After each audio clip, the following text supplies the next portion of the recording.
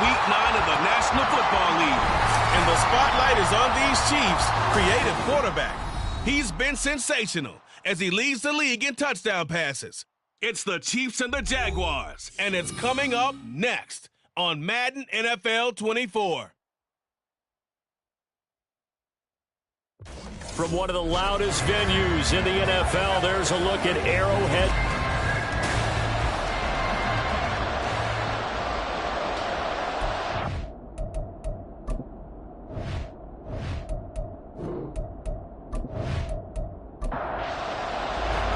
The first 2 months of the regular season down. What will the final 2 bring us as we're off in Week 9?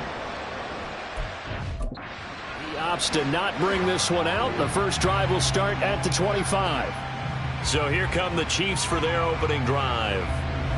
And a glance here at the vet. He's got a lot of years under his belt in the National Football League. And I think if you ask most folks to give you their first half MVP, very likely they're going to say it's this man right here. The NFL's leader in touchdown passes to this point in the season.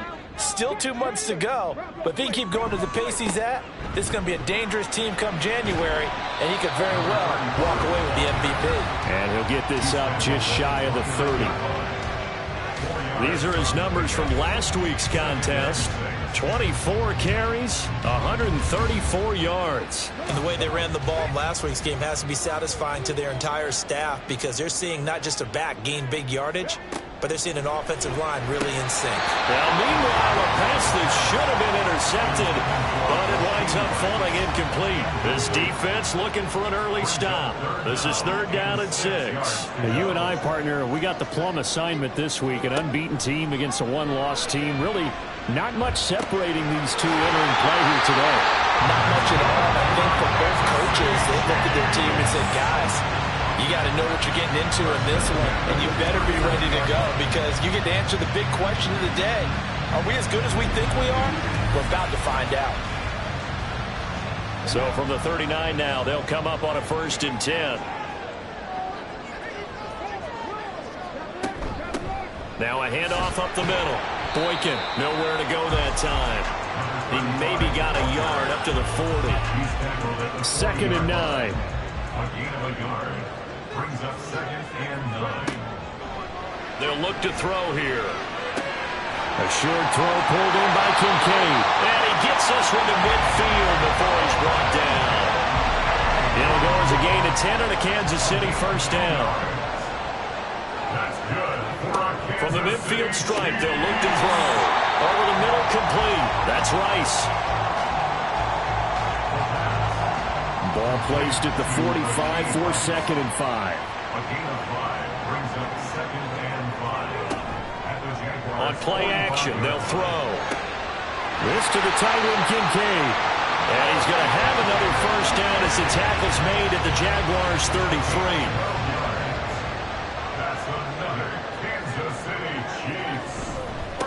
Up the middle they go. Boykin. This will be stopped about 2 yards shy of the marker. 8-yard gain, 2nd and 2. 8 yards on the pickup. Brings up 2nd and 2. He'll look to throw. And this one's incomplete. Chances are good. He's going to be a very busy guy. 2 catches already in this opening drive, and they were looking his way for a 3rd. I think they put this defense on notice that could be a really, really frequent combination.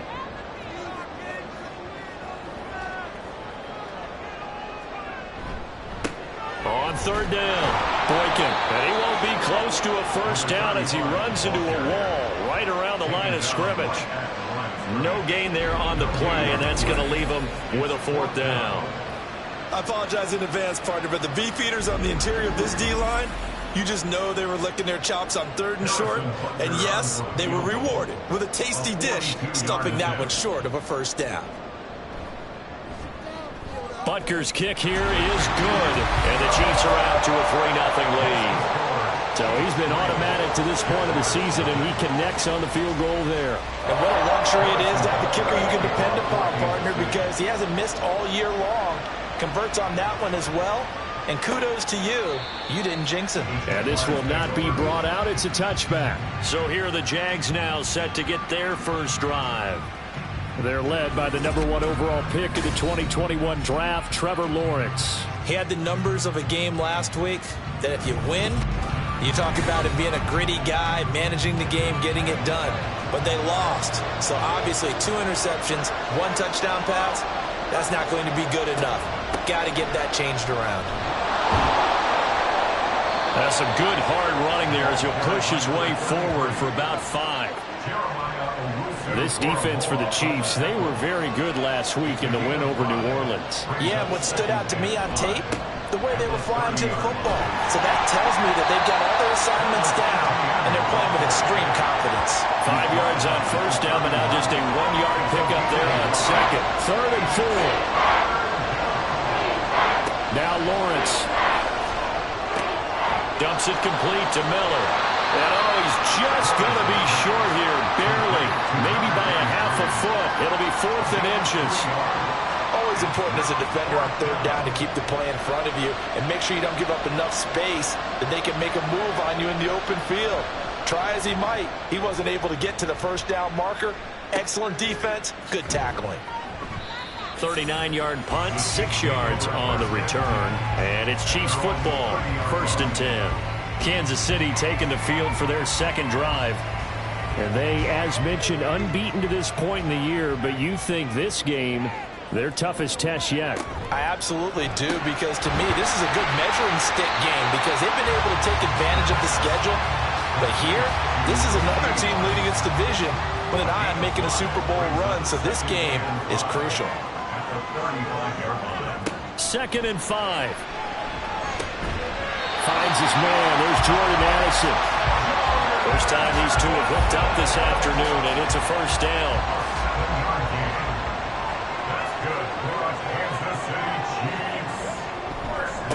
Now a handoff up the middle. Boykin, and the second wave of tacklers is going to get him as they stop him behind the line. 2 yards the loss, 2nd and 12. The running lanes have definitely not been there for him here in the first half, and I don't think it's all been his fault. His offensive line hasn't given him much space. A loss results there. A second down pass play there, but it's incomplete. You look at this Jaguar defense. And this unit, very tough to throw against, currently 2nd best in the NFL. And this is where we talk game inside the game. Top 5 passing offense versus top 5 passing defense. I wouldn't be surprised defensively if they change up coverages a bit more than usual to try and combat what they expect to see. Nice back-to-back plays defensively. They're stacking momentum now. 1 incompletion, 2 incompletion. They're going for more. On is the punter Townsend as he gets this one away. And this will be taken at the 13. Good blocking there, nearly sprung him. As it is, it'll go as a 19-yard return. And the Jaguars go on offense, 1st down and 10. From the 32 now, here's 1st and 10. They begin with a run by Miller. Knifes his way forward here, but just 3 yards on the play, 2nd down. From the 35, here's 2nd down and 7. Brings up 2nd and 7. Now Lawrence. He finds his man, complete. That's Holloway. It's a big play for the Jaguars. 43 yards. And the offense is saying to itself right now, if only they were all this easy, because he was wide open.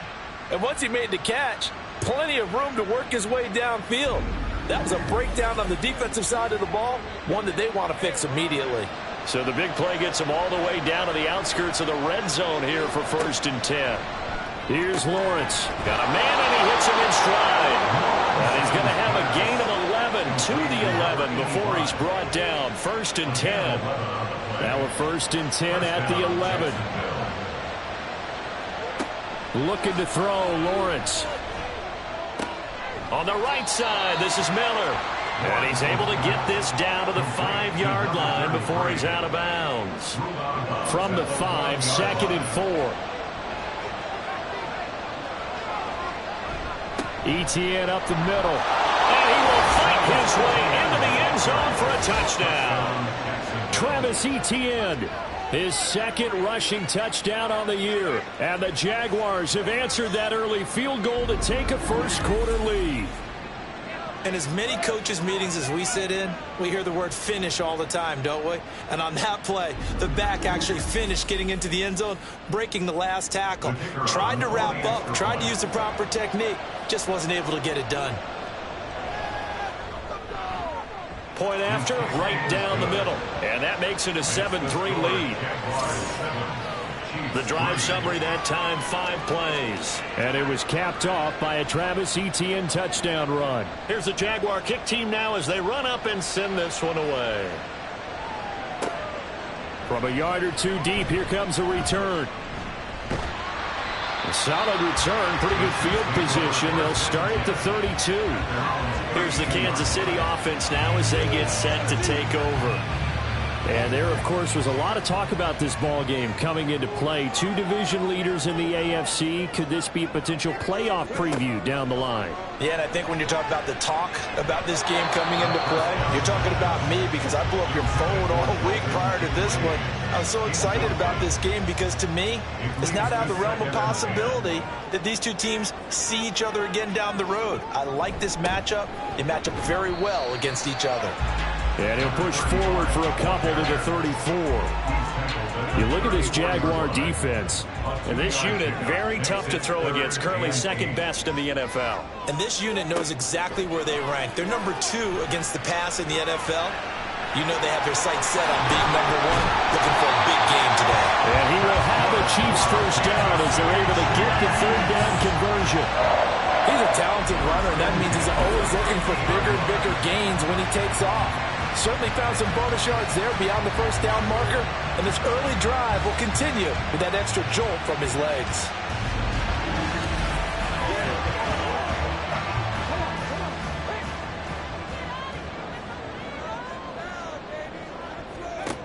They'll look to throw now on first down. And he fires one incomplete.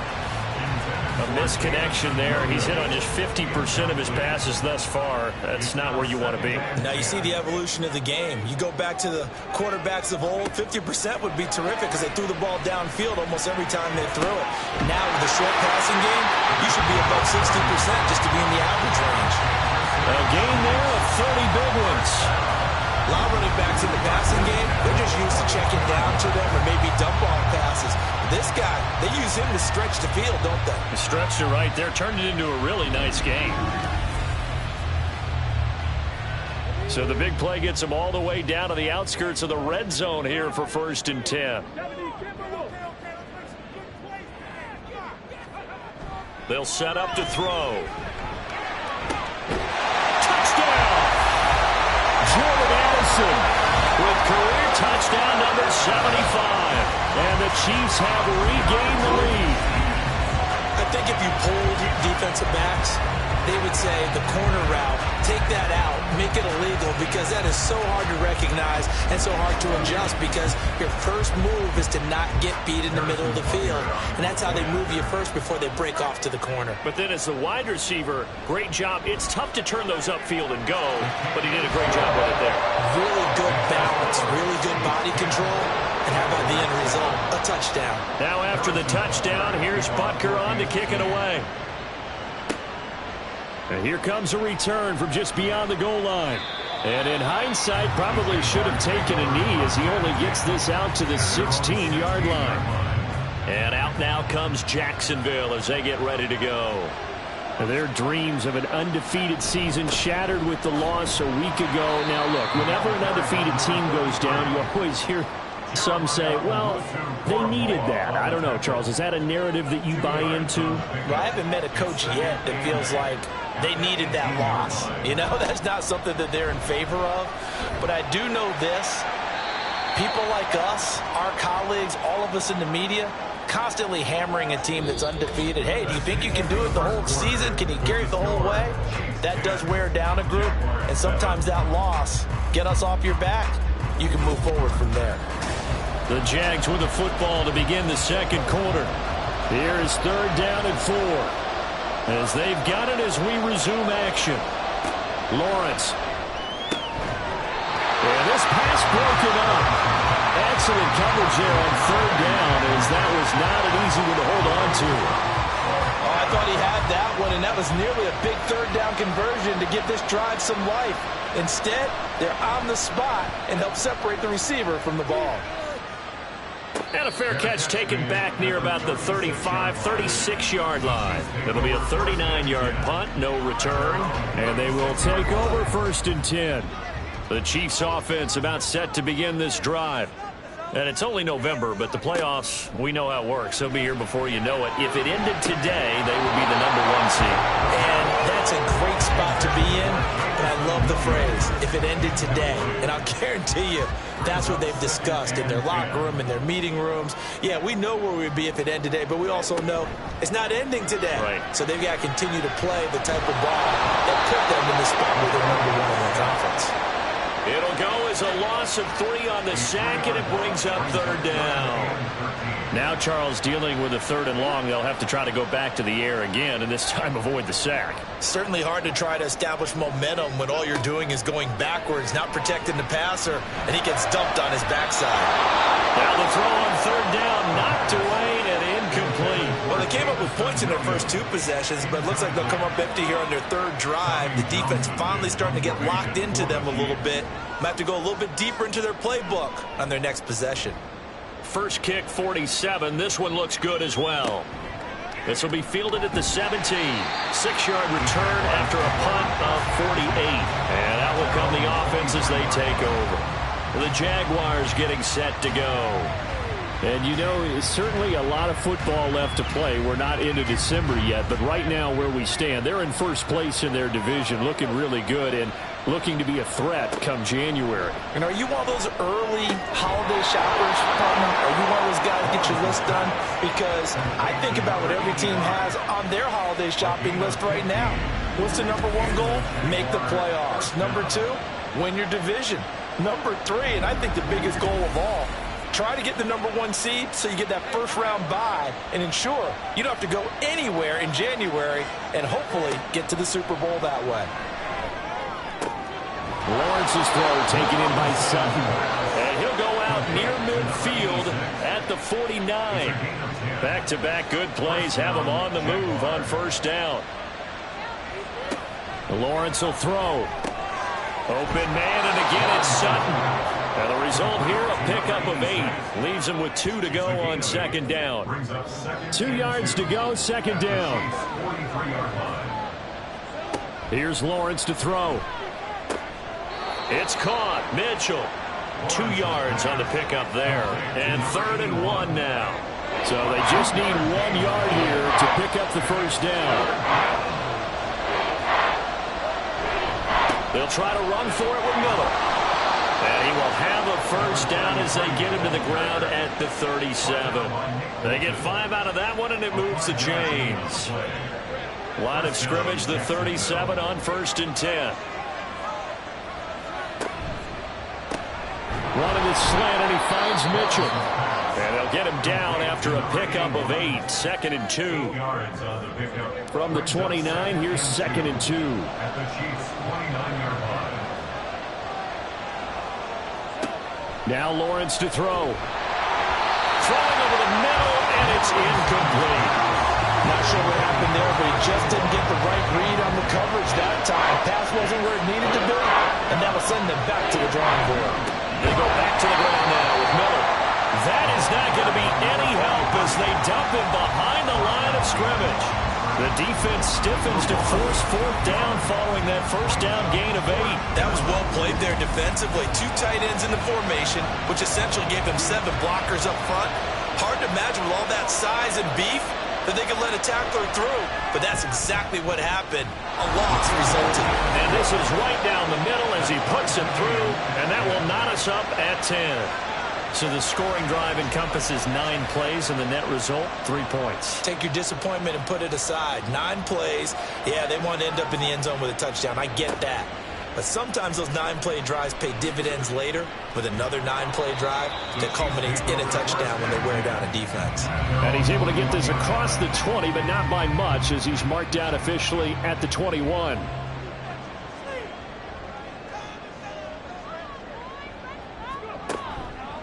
Now a play fake here on first down.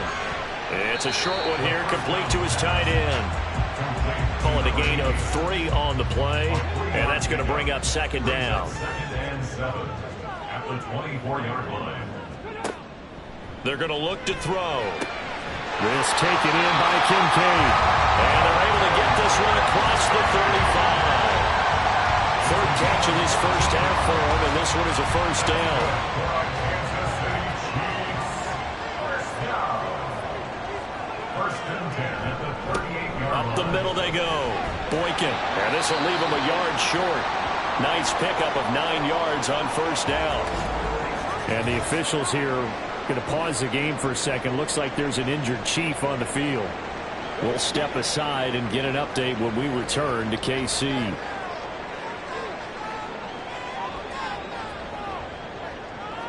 Second and 1. It's a short one here, complete to the tight end. And they'll get this just to the 47, 1-yard gain. The Chiefs on third down, 2 for 5 to this point. They need just a yard here. It's 3rd and 1. And he's got the first down before being taken down at the 46. 7 yards there, good enough to move the sticks. So in Jacksonville territory now. Here's a 1st and 10 at the 46. Back to throw here. That throw taken in by Jamison Williams.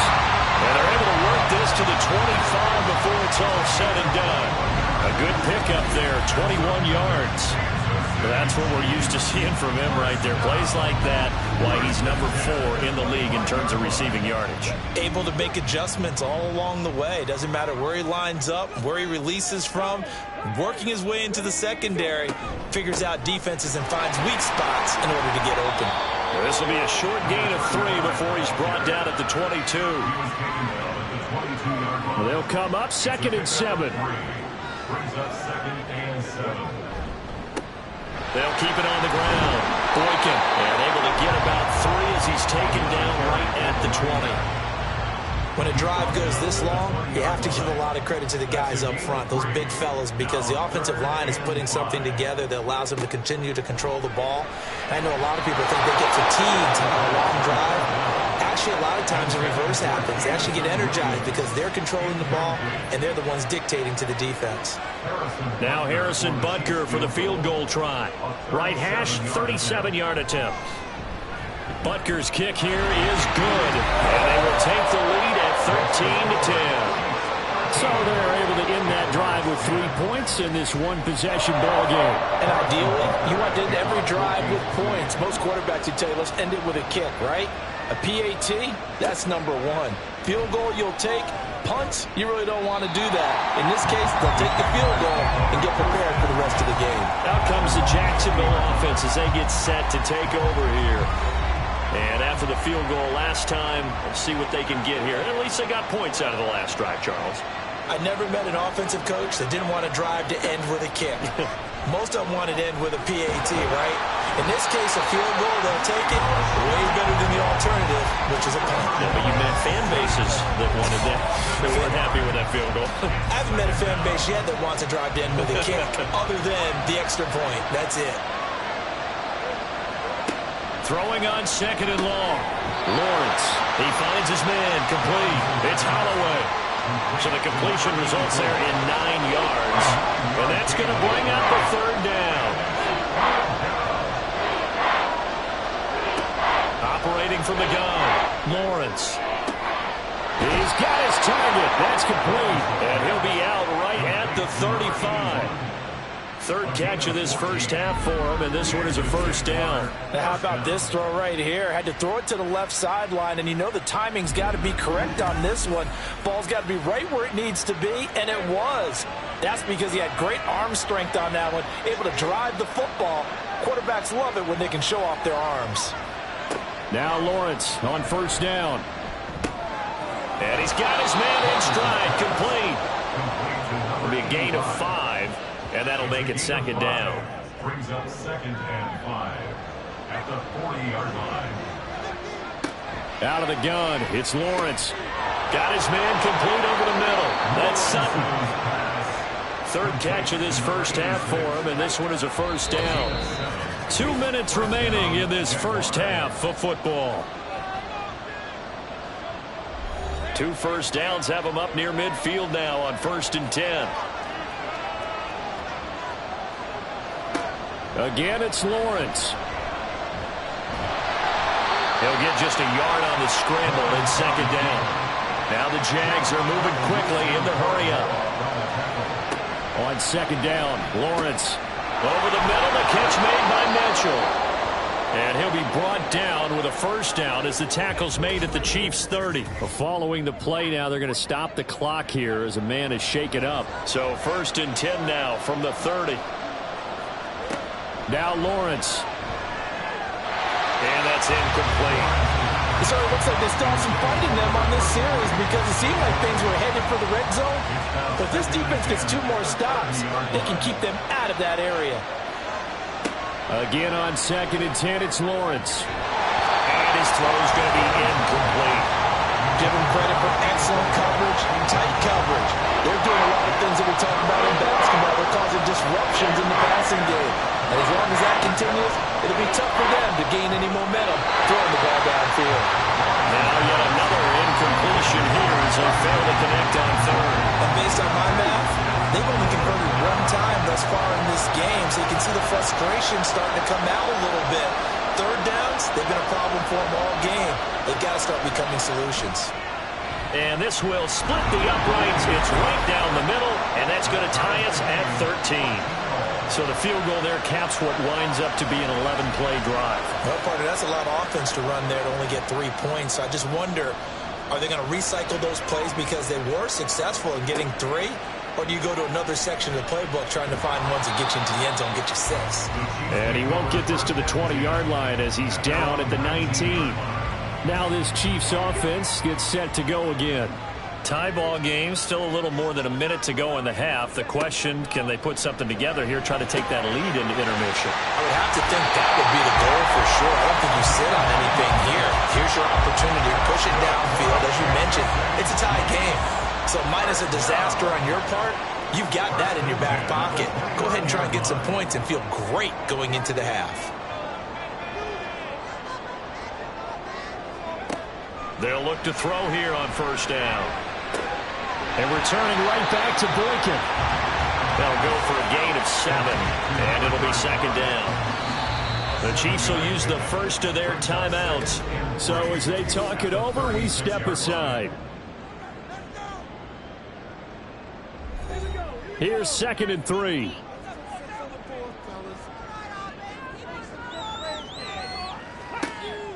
They'll set up a throw.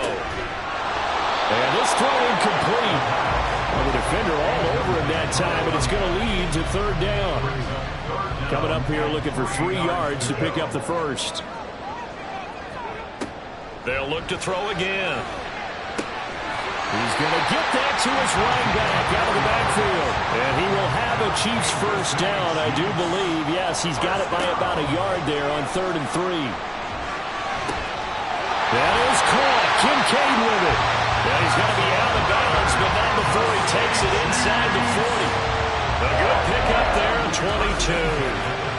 He's certainly done a nice job spreading the field on this drive, and here he finds his big tight end for good yardage. And that's what you have to do. Keep defenses guessing about where you're going to go with the football. So here's a 1st and 10 at the 38. Again, he'll drop to throw. Completes this to Addison out left. Now another timeout called for by the offense as they'll stop it with a little over 30 seconds to go in the first half of play. Got a man and he hits him in stride. A pickup of about 3 yards as he's taken down in the 31. The Chiefs quickly now going to use the last of their timeouts as they stop it with 19 seconds to go in half number 1. Now Harrison Butker for the field goal try. From the right hash, this from 48. Butker's kick here is good, and they have regained the lead. So he's been a busy man here in this first half. That's 3 field goals for him now. And not just 3 field goals, but 3 for 3. So even though the offense has struggled a bit putting it in the end zone, they've still been able to come away with points due to his leg. And he brings us out past the 20 to the 24. Jaguars come to the line to start their next drive. And with time quickly fading here in the second quarter, not sure how aggressively, offensively they want to play this. I think we'll find out just how much they trust their guys in this situation if they decide to take a shot. So we've hit halftime. Just a field goal separating these two teams at the break. As we'll send you down to Orlando, and we check in with Jonathan Coachman for our EA Sports Halftime Report. Coach. Okay, all right, Brandon, thank you very much. Hi again, everyone. Let's get you caught up with what's going on around the NFL as we are officially into the second half of the season. We'll start our tour with a trip to FedEx Field, where we find Green Bay on the road to take on Washington. And that one tied 3-3 in the second quarter. We'll stay in the NFC North as we head over to the Motor City to check on the Lions at home in Detroit. And they've got the lead over the visiting Houston Texans. Patrick Mahomes has thrown a touchdown pass. Finally, we head to the shores of Lake Erie, see what's going on with the Cleveland Browns. As you can see, the score there in the second quarter. Justin Fields responsible for the lone touchdown in the game thus far as he's thrown a touchdown pass.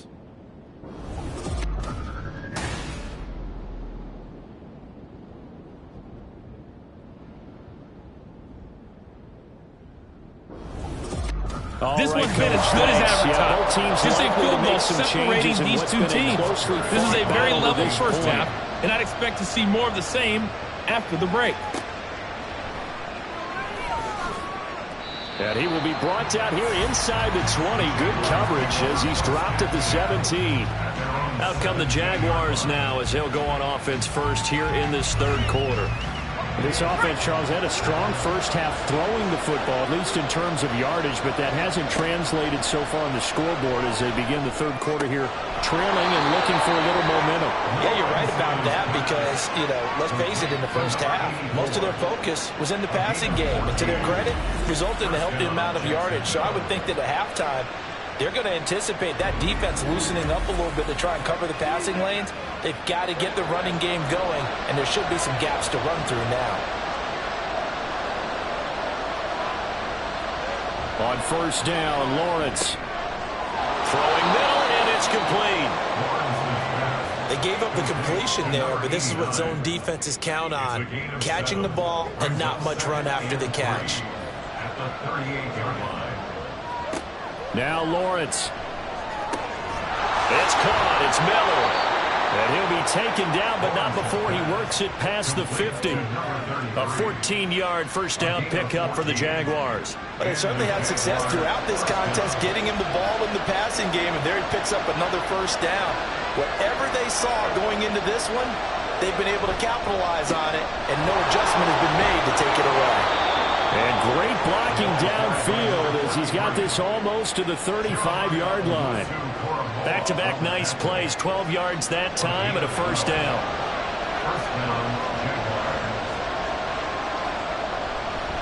Again, it's Miller. There he goes, right side. And he's brought down, but not before he reaches the 8-yard line. 62 yards on the ground for him now on 9 carries. He had his eyes on the end zone once he hit the secondary, but they're finally able to slow him down. Yeah, and I've got to look at this one from the defensive point of view. You just mentioned finally able to slow him down. They've got to figure out a way to make that at the point of attack, at the line of scrimmage, because once he gets through, he's shredding them. And he'll work his way closer to the goal line as he's got 5 down to the 3. Hat tip to that offensive line. They're clearing some holes, even down here deep in the red zone. And that's a nice pickup on the ground on first and goal. Play action. It's Lawrence. Looking end zone, but it's incomplete. They may be snapping the ball near the goal line, but all you're thinking defensively, keep them out of the end zone. Force the incompletion, force them into going for 3, and not giving up 6. his way into the end zone for a touchdown. Travis Etienne, his second touchdown of the afternoon. And the Jaguars have taken the lead as they go right down the field and score on the opening drive of the second half. And they would not be denied on the ground, powering it in just one play after they got stopped short. And how about how many tight ends are on the field? Because in today's NFL, we think of the tight end more as a pass catcher.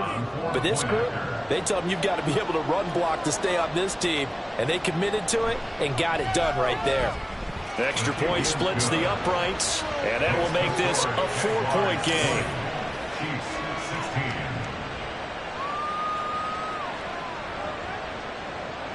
Here's the Jaguar kick team now as they run up and send this one away. From a couple yards deep, he'll bring it out of the end zone. And he'll get it up past the 20 to about the 22. So here's the Chiefs offense ready for their first reps in half number 2. And Charles, it feels like we're set up for a good second half here. Came out of the locker room, one-score game. Now the lead has already changed hands. Well, this offense, they've got an opportunity right now to take that lead right back. Yeah, and it feels like you're going back and forth, almost a little bit like a tennis match, right? And we're just letting heads just keep moving. Which side has it? Which side's going to score? How are they going to go out doing it? A little bit of a challenge for each side, trying to match each other. On second down now, Boykin, and down he goes, but he takes it up to the 40. Give him 13 yards there and a Kansas City first down. Sometimes it's hard to believe, but there are times this game is about patience, isn't it? Has had the game he expected, but that run there, that may get him going. I was just going to say, maybe that gives him a little juice, because you're right, he struggled, especially in that first half. Yeah, and I know the great ones always think to themselves, just hang in there. I'm just one big carry away from busting this open. That's a good start for him. Second down and 4. Brings up 2nd and 4 at the 47. They'll look to throw. Throw over the middle, he finds Williams. Second catch for him today, and it'll wind up a first down. 7-yard gain.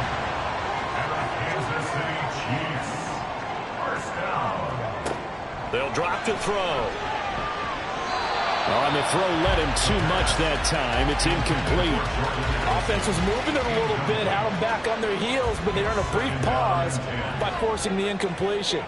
That gives them a quick chance to regroup and try and mount a stand before they're backed up even further. That'll leave them with a 3rd and 2 coming up. They got 8 yards there.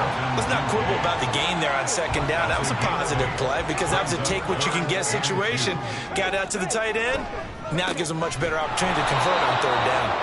And not going to be able to push this forward. He runs into a wall right at the line of scrimmage. Call it no gain there, and it leads to a 4th down.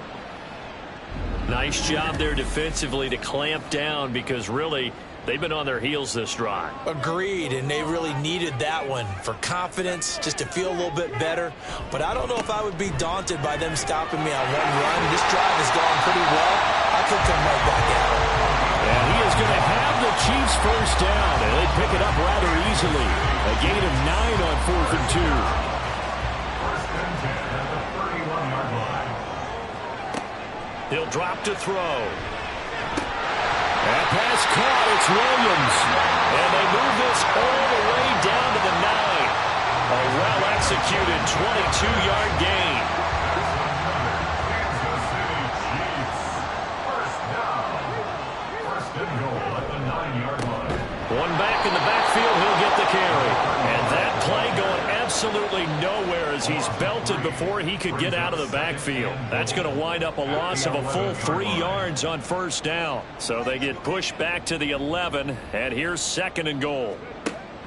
They'll set up to throw. He gets it to Addison. Only able to pick up 2, and that leads us to 3rd and goal. They like going to him in the slot. He catches another one. I think this comes under the heading of, until they stop him, why not go back to it? He has something going really well. Great working relationship with the guy throwing the ball. And he will take it on in for a Chiefs touchdown. A 9-yard touchdown run. And the Chiefs have taken the lead here this 3rd quarter. Nothing like understanding where your escape hatches are as a quarterback. Here he's looking, but he knows he doesn't want to force anything. So when nothing avails itself, he slips past the rushers, takes it right up the middle, and takes it into the end zone. Extra point by Butker is on target, and that gives him a 3-point lead. That one in the books as a 12-play drive and a 9-yard run on the end of it. Now after the touchdown, here's Butker on to kick it away.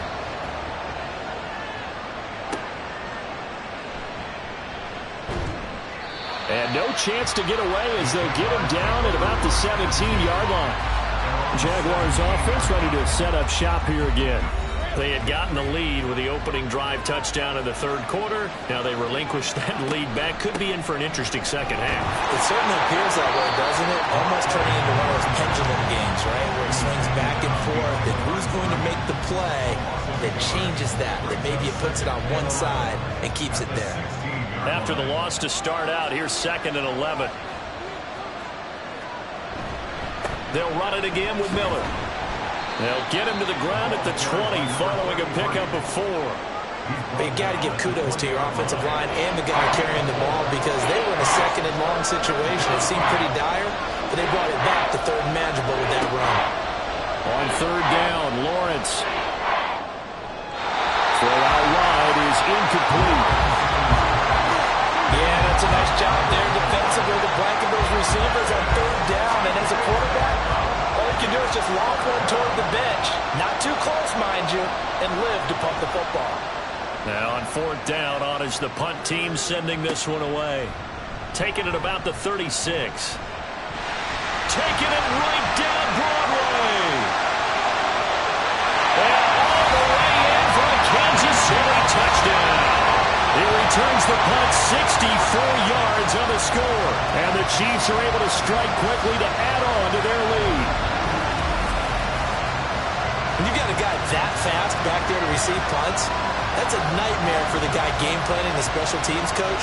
It's also a nightmare for the punter. Sometimes they get so nervous that they mishit the ball and kick it right to him. Butker on for the PAT.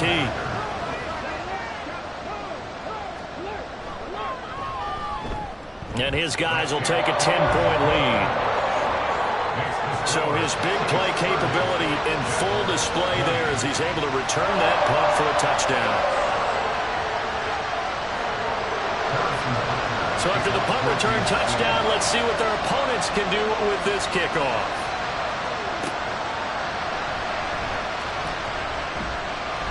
And they'll get him down inside the 30 at the 27. Jacksonville back on offense and ready to take over. These guys definitely hoping for a better showing than their last appearance. They couldn't really even move the football much beyond the shadows of their own goalpost, Charles. We'll see if they can get a better, more sustained drive going here. Yeah, and every team that we ever talk to says the exact same thing. When you start a drive from that deep in your own territory, the goal is a minimum of at least 2 first downs, because even if you have to punt then, you change the field position, right? You flip the field a little bit. They didn't get that done. This time they want to string together a nice drive and help themselves out. 7 yards there and a first down. And the tight end is certainly a position built to move the chains because they can control space underneath. If they've got good hands, then, of course, they're a dynamic target. But one other thing is they're right in the sight lines of a quarterback on just about every play, and that makes it easier for the quarterback to pick him out and deliver. Now a 2nd and 2. Brings up 2nd and 2 at their 48-yard line.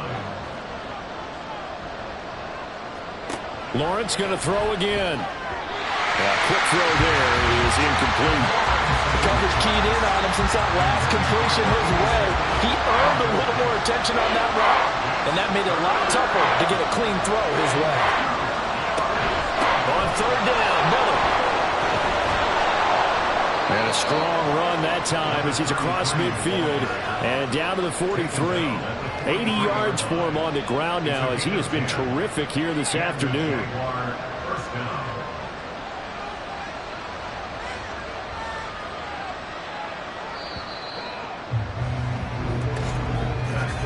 And they're not going to get to the line to run another play. So we will switch ends as the third quarter has come to a close. We'll return with more after this. You're watching the NFL on EA Sports. We're back now in KC. It's Jaguar football, but a little work to do for them. They trail here as we start the fourth. A nice burst there as they'll get about 7 that time on the first down run. Oh, that's one to warm the hearts of all those old-school football players, isn't it? Tough, hard, gritty run. Got behind his pads, bowled over a few people. Look at that one, right up the gut. Saw through 3 quarters, no reason to lighten up now. This offense so far on third down, not quite 50%, 4 for 9. Here it's 3rd and 3. Now Lawrence to throw. Able to find the open man. That's complete. And he will have a Jaguars first down. It's a gain of 6 that time on 3rd and 2. First down, Jaguars.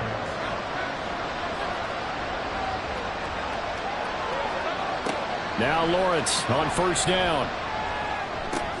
Looking for the out route. He's got his man. It's Mitchell.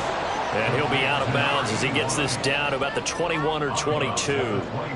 From the 21, here's 2nd and a couple.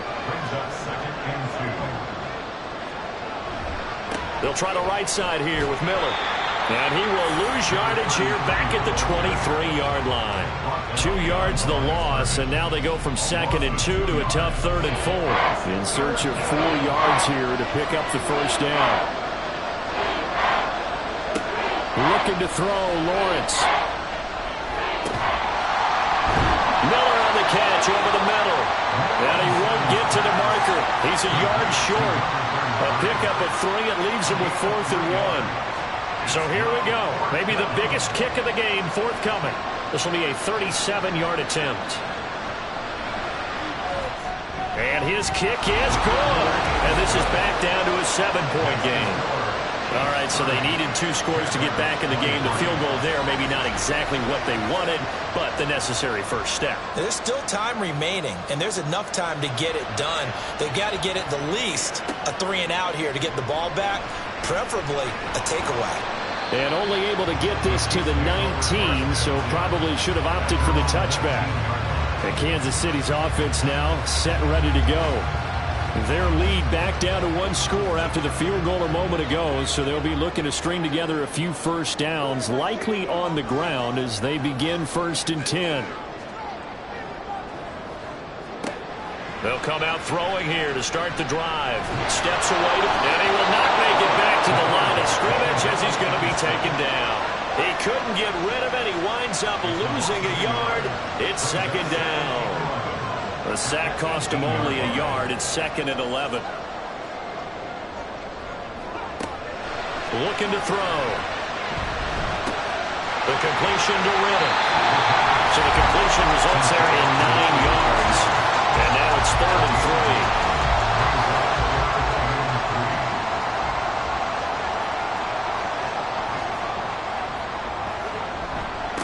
3. Now a handoff up the middle.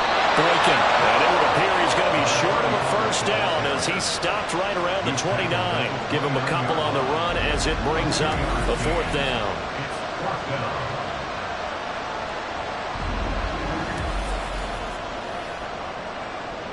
Here's the Chiefs punter now as he's on to kick it away. He's averaging just under 50 yards a punt as he gets this away.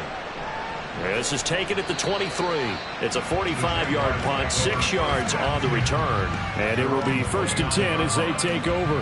Here comes the Jaguars offense as they get set here. And last time able to get 3. It's not what they wanted. They wanted 6, but they got at least something. They mustered something out of the drive. They'll take it. I like the way you've described it. Not ideal, but they'll take it. Anything to put some points on the board. But this time on offense, they don't even want to see the field goal kicker trot on the field. They want that ball in the end zone. They'll be going for 6. First down, Jacksonville. They'll bring the tight end in motion right here. Miller will get it. He has been busy today. And he works his way forward to pick up 4 yards there. 2nd down. He was brought down at the 45-yard line.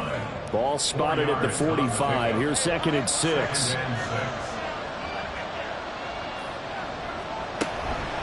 And they'll run it from the gun with Miller.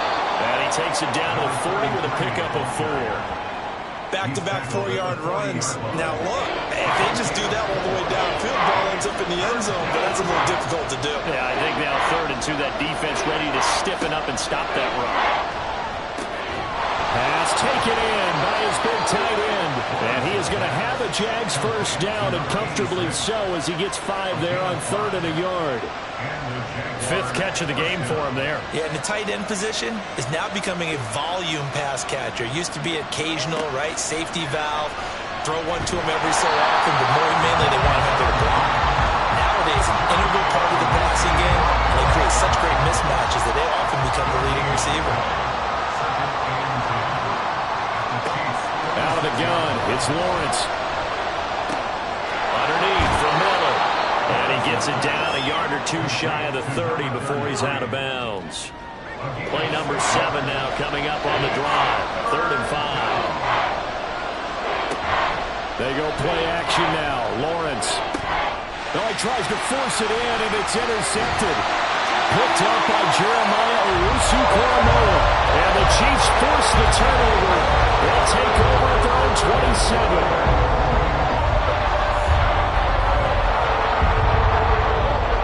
Offense out of the huddle, ready for their next drive. Another important fourth-quarter series coming up. That last INT helping to maintain their slim advantage. And now the drive starts with a completion out to the right. They'll give him 4 yards there, and it'll be 2nd down.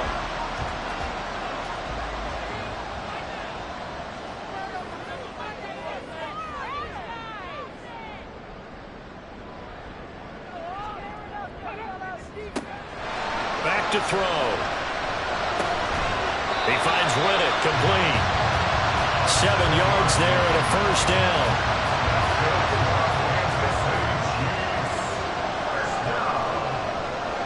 First and 10 at the 37-yard line. He'll look to throw. That is caught. Kincaid with it. And he has a big gain inside the 40 before being dropped. Call that a very strong gain of 24. These guys certainly are not hiding what their intention is. They're absolutely showing it.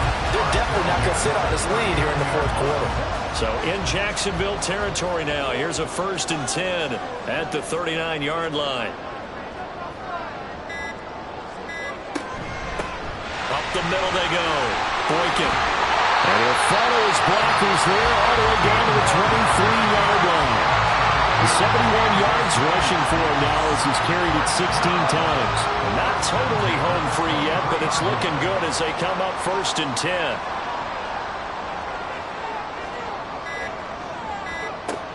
Now a shotgun snap as they'll look to throw. And that'll be incomplete. Well, a momentary speed bump there with that throw partner. The defense had other ideas, and they're trying to mount a small stand before this drive reaches the end zone. On 2nd down, Boykin.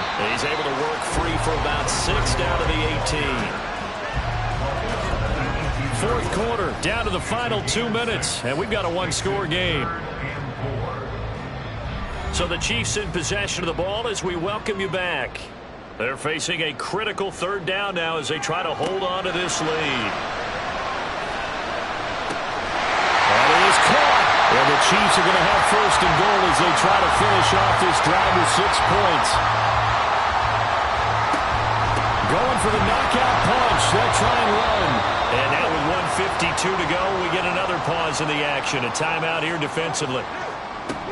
He's going to get it again. Just looking to get forward and protect the ball.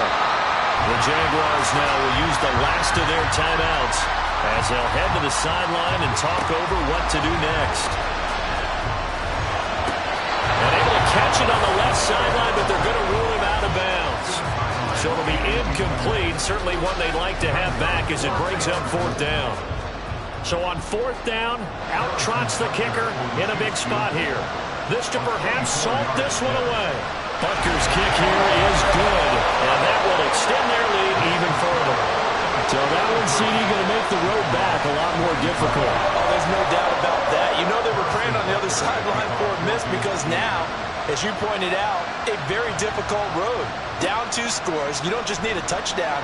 You need a chain of events to go your way. You've got to score, somehow get the ball back, and score again. The odds of that happening, not great in your favor. So here now, Lawrence and the Jaguars down by 10.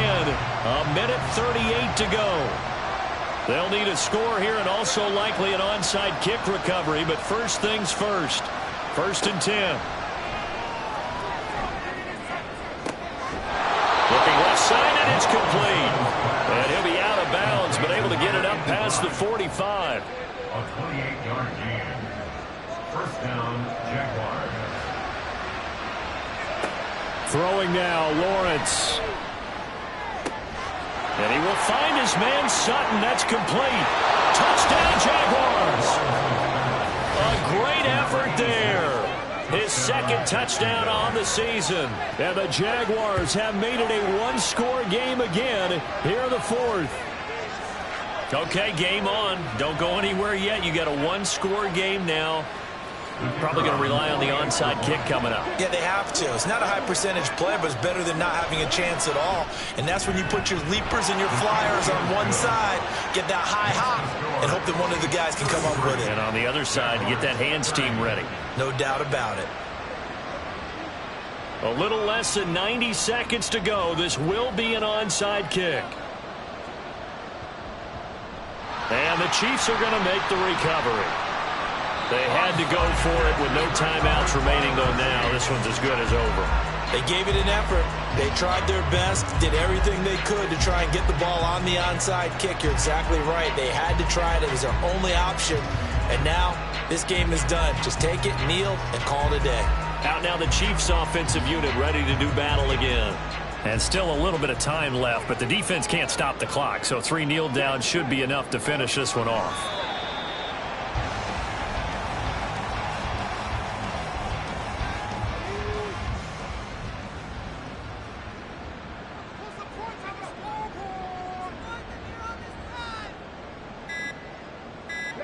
Clock counting down toward 40 seconds as they take the knee.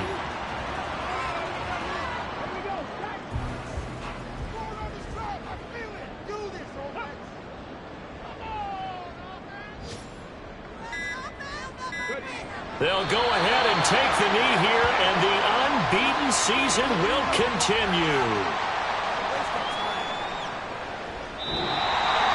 What a ball game this was. What an atmosphere this was. And the home team getting the late touchdown, getting the victory, and now everybody in this building can file away with smiles on their faces. And what do real estate people tell us all the time?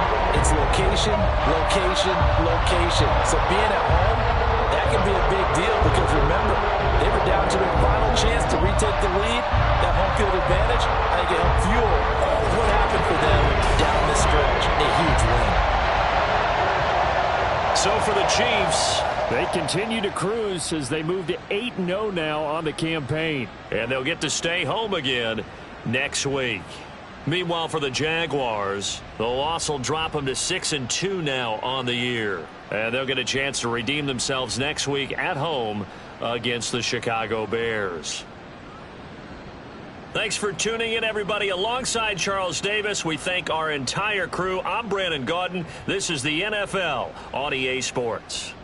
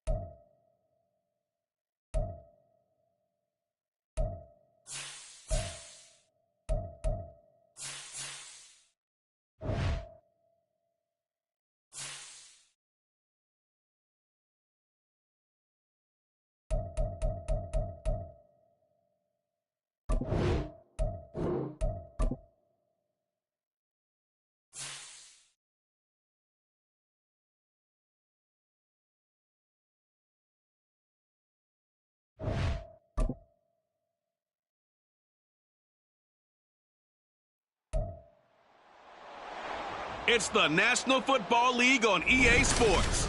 And the spotlight falls on Trenton Simpson, who had a strong showing last week with an 8-tackle game. It's the Giants and the Bengals on EA Sports.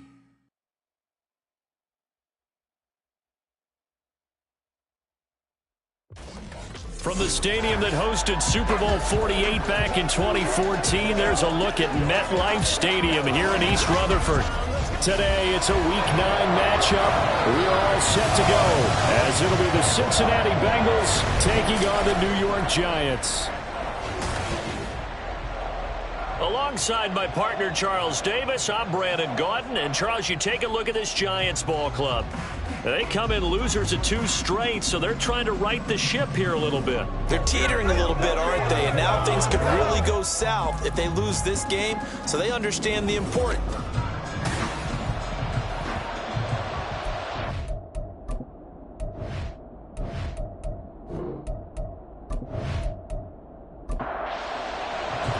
The first 2 months of the regular season down. What will the final 2 bring us as we're off in Week 9?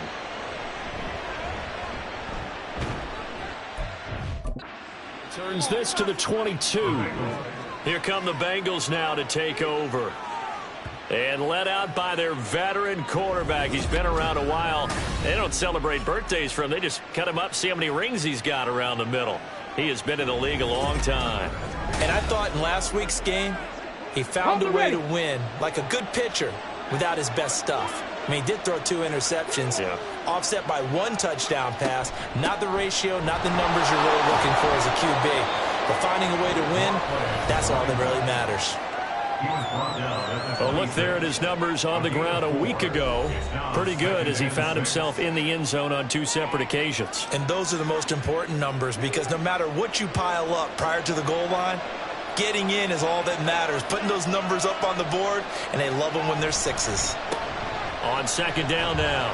Downing, and he's got a Bengals first down as he gets us up past the 30 to the 32. The Bengals sitting at 5-2 on the year, and they come in feeling pretty good after back-to-back victories, CD. And I thought that they played pretty well last week. Their execution, their discipline, their resilience, all on display in that victory. And they get him down, but not before he takes it across the 40-yard line. It's a gain of 10. And the Bengals first down.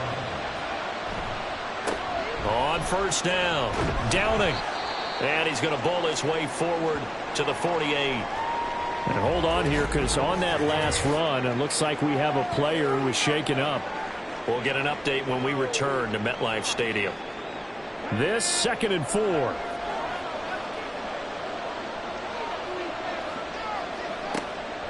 They'll look to throw here.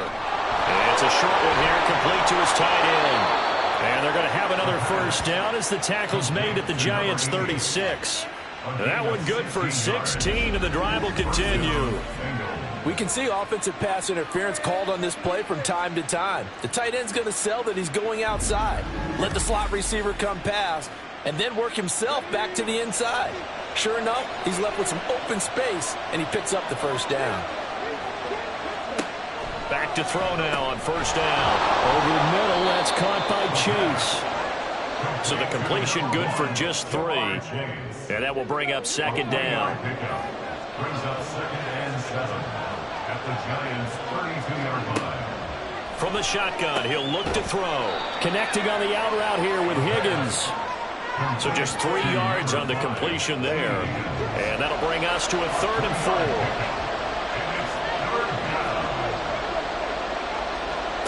Back to throw again. He's got his target. That's complete. And finally down he goes as they work it inside the 10 to the 7. They're able to convert on 3rd down, and that sets up a 1st and goal. And defensively, these corners struggled last week. They're struggling again here early on the opening drive. And you know that was not unnoticed on tape. So when they saw their struggle last week, guaranteed they went right into the game plan, attack them early, see if they're going to play any better, and if not, you keep the pressure on them until things change. They'll try and run for it on 1st and goal. And he'll be stopped just outside the 5 at the 6. Only a yard on the pickup there. 2nd and goal. Brings up 2nd and goal. And they'll give him another shot here on the ground. And he'll do a nice job here just to fight his way back to the line of scrimmage. No gain on the play there. They're going to need to come up with something better here on 3rd and goal. They'll look to throw on 3rd and goal. Touchdown, Bengals. A great play there. His 4th touchdown on the year. And the Bengals are on the board first here this afternoon. Looking sharp on that first drive. These guys, of course, coming off back-to-back victories, and you see that kind of advancing into this game, don't you? You certainly do, and when you have a team that doesn't get too full of itself, even though they've won 2 games in a row, you get the end result that we saw there, that nice opening drive, because they're sharp, they're focused, and they're locked into everything that they're doing. Extra point by McPherson, up and good. And it's now a 7-0 game. After the touchdown, McPherson on to kick this one away. And no thought to bring this one out. He'll just go down to a knee, and they'll take over at the 25. So here are the Giants ready to start their initial drive of the game. And at quarterback from the University of Oregon, it's Justin Herbert. Okay, I thought there was something to build on in last week's game by his performance. I thought he played fairly well overall. The numbers won't knock your socks off. 2 touchdown passes and an interception. The bottom line, though, they lost. Yeah. How does he eliminate that one interception, continue to take care of the ball, and maybe increase the number of times he puts the ball in the end zone with a receiver? The numbers for him from a week ago: 18 carries, 90 yards, and a touchdown. They're coming off of back-to-back wins, and I think a lot of credit belongs to this guy right here, because to me, he's not only carried his weight, he's carried a few other guys along as well. He's helped draw defensive attention away from not just him, but open things up for his teammates too. So if this winning streak is going to continue to have some legs to it, he has to remain effective and put together another nice game. Play action this time for Justin Herbert. Rush coming, and he's taken down. Multiple players combined for their team's first sack of the game. I spent a lot of extra time preparing for this game, watching this offensive line, because they gave up 5 sacks last week in their loss. They just gave up another one now. They don't seem to be working together as a cohesive unit. Right? 4 guys might have it right, but the 5th guy is giving something up. They've got to find a way to all get on the same page. Now we'll get a stoppage here for an injured player, and it appears to be Devontae Smith who's having some problems here. They're backed up here. Tough spot, needing 11 yards to pick up the first. Nowhere to go for Herbert, and he's going to go down. And now that brings up 4th down there, a loss of 6 yards on the sack. And here's Ryan Wright now, as he's on to punt for the first time this afternoon. And last week in the loss, 5 punts as he gets this one away. This is taken at the 18. Call that a 46-yard punt with a net of 40 on the 6-yard return. And the Bengals take over 1st and 10. Cincinnati coming back onto the field here for their second drive. And, Charles, if the season ended today, and it's not going to, we still have December left. More football. We're only in November.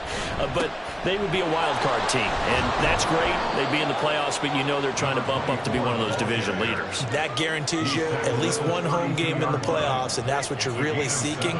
But there also isn't much margin for error for this team, right? Because right where they're sitting, a 2-game losing streak could have them out of the playoffs. So they've got to make sure they continue to keep the momentum going. Absolutely. There's some sharks smelling blood in the water behind them. 60 catches for him now on the year. This last one, a first down. Someone sharp in this game. I mean, a touchdown pass on the first drive and comes right back, and he's flinging it around really well here.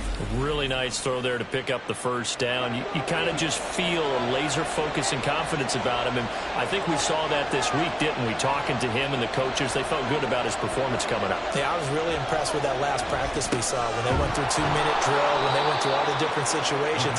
Ball hardly hit the ground, and I thought, yeah, he might be locked in for this one. 2nd down and 3. Brings up 2nd and 3 at the 47-yard line. They'll get 3 as the drive continues. It's a first down. It's nice every now and then in this game not to see people overthink it. Just hand it to the old reliable guy. Let him pick up the first down. Now on first down, he'll drop to throw it. Connecting over the middle with Downs. So 5 yards here, 5 on the play, and it'll be second down. Second and 5 at the 39-yard line. They'll set up to throw. He will find his man Chase complete. And they're going to have another first down as the tackle's made at the Giants' 14. A really nice gain of 25 yards. Had the offense humming on the first drive. Not much has changed here on drive number 2. No, and I think a lot of times confidence just really kicks in for a team. They may have been confident going into the game, but once you prove it on a drive, it's hard to get out of that mindset, isn't it? And look, let's face it, we can always lock in on the skill position, guys. But those big fellas up front, they're really making this offense go early in the game. On first down, he'll drop to throw. And it's caught. And out of bounds all the way down at the 3. 11 more yards that go around, a first down as well. They'll try to run this one in. And he's going to get this back to the 3-yard line and no further. No gain on the play that time, and it sets up second and goal. No gain on the play. Leads to second and goal at the 3-yard line. They'll try to run this one in. And this time he is in. Yes. A great effort there. His 7th rushing touchdown on the year. And the Bengals have taken a 13-0 first quarter lead. Another impressive drive, so they're 2 for 2, 2 touchdowns. Charles, a great start to this ball game for them. And one of the words that's really worked its way into our lexicon is stacking. They've stacked momentum each time out, not only on offense. Between those touchdowns, defense held, forced a punt to get the ball back, and they've played awfully well in this one. Both sides playing at optimum level. Extra point by McPherson, up and good. And that'll make the score 14-0. Evan McPherson, the kickoff for Cincinnati. And no thought to bring this one out. He'll just go down to a knee, and they'll take over at the 25. So the Giants getting the football back here for their second drive. 4-4 their record through 8 games on the season. Would you say that this team has overperformed, underperformed, or are they kind of right where you thought that they would be? Do you mind if I say yes, yes, and yes? Because ultimately to me, 4-4 is about where they should be, because we've seen weeks where they've been really, really good. They've looked terrific. Other weeks where we've wondered just how good is this team? They want to be consistent in their play, not consistently inconsistent, which is what they've been thus far. 22 yards there, a first down. You can almost hear the sigh of relief coming from their sideline and from their point on the field, because this has been a tough start for them thus far. A much-needed first down there. They needed something good to happen. Plays like that will continue to help them dig out of this hole. From the 50, here's Herbert. And that went too far in front. He couldn't reel it in. It's incomplete. Now a timeout called for by the defense. So as they talk it over, we step aside. One back in the backfield, he'll get the carry. Number 36 on the carry. Tackle at the 49-yard line. 14-0 the score. This is the NFL on EA Sports. Ready to roll for the second quarter from MetLife Stadium. The Giants with the football. They'll come to the line here needing 9 yards to pick up the first. Forced out to his left. Herbert able to show his wheels as he gets the first. On third down, the defense decided to blitz. A very good job of recognizing it, stepping away from the pressure, and finding open space to scramble and pick up a first down. Now whistles here and a flag down. I think a Giant jumped early.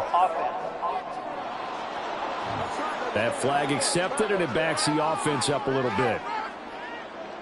The false start backs him up 5, 1st and 15. Back to throw here, Herbert. It's caught. It's Stewart. And able to break one tackle, but then quickly brought down. But a nice little gain. Got it here at the 29 on 2nd and 8. At the 29-yard line. And they'll run on the inside handoff.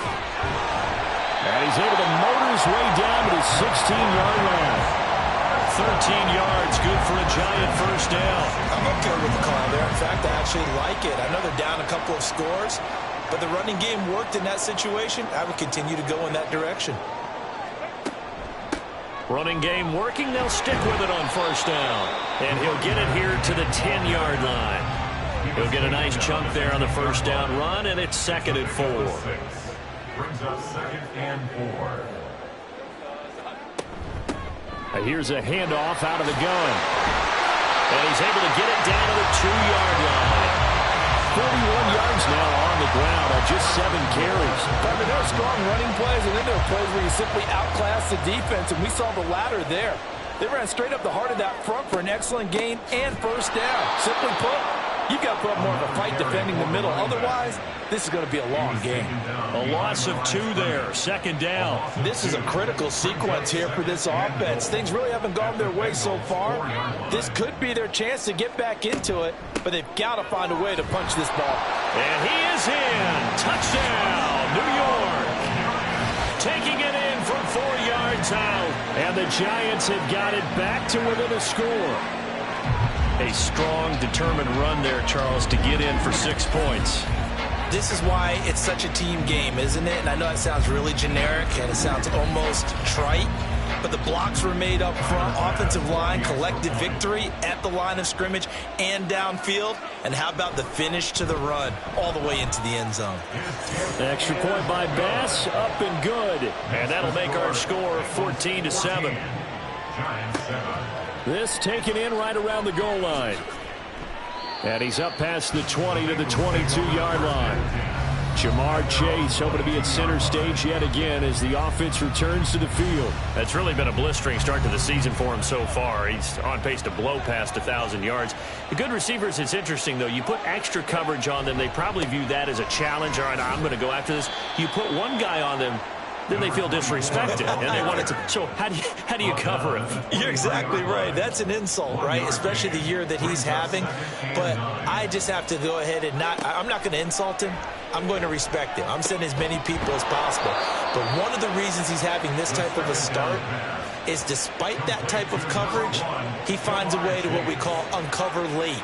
Ball's thrown, even though there's coverage there, he's the one who can go up and come down with it, finds a way to get to the football. And the offensive line has given them time in the pocket to have that uncovering late.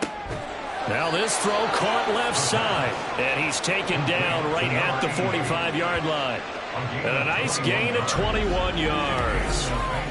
Good strong throw and catch right there. And so far in this game, the alleys have been open for them to get completions, and they're taking advantage of it.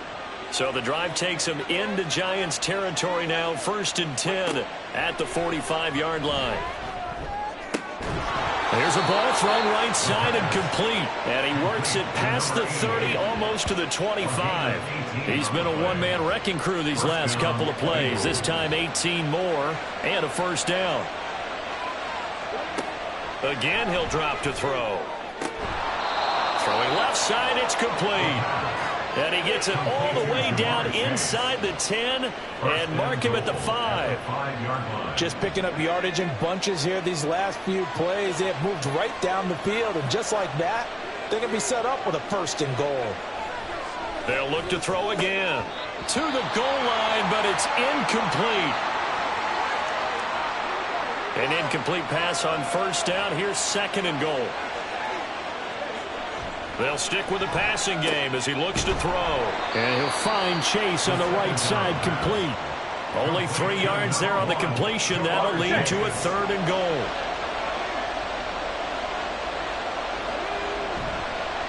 On play action, they'll throw. And did he get the feet down? Yes, touchdown.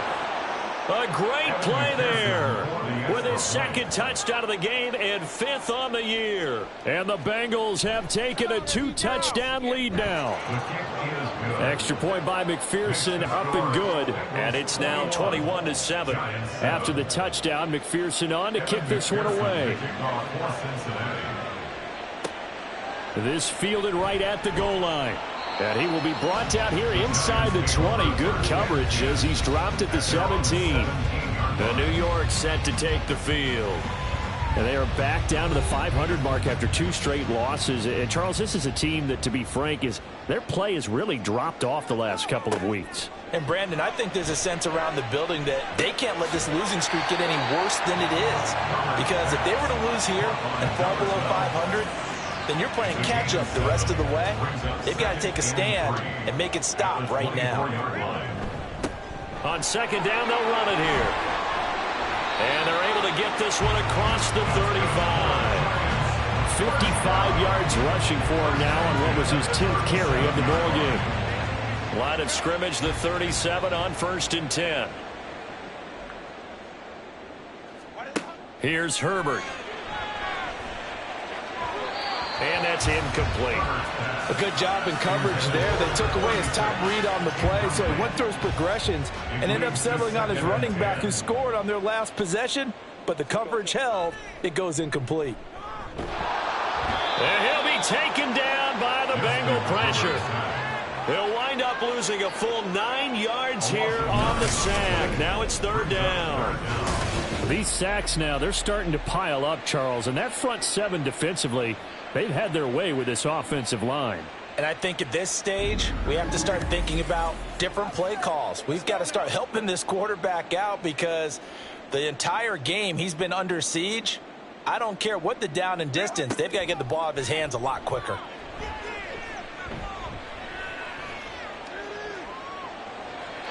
And this is going to be incomplete. And we got a pause following the play because it appears a member of the Bengals in some discomfort.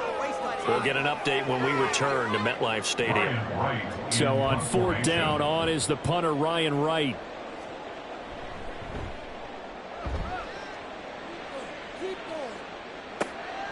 It's taken to the 26.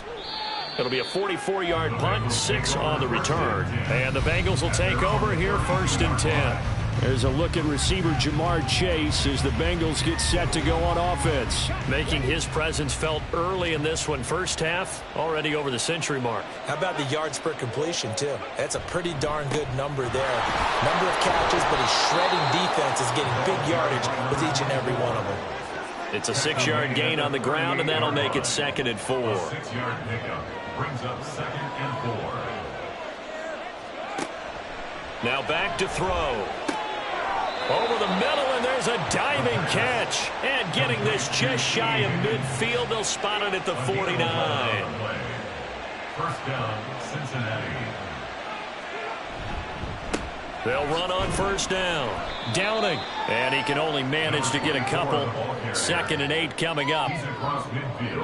From just across the midfield stripe, here's 2nd down and 8. 2nd and 8.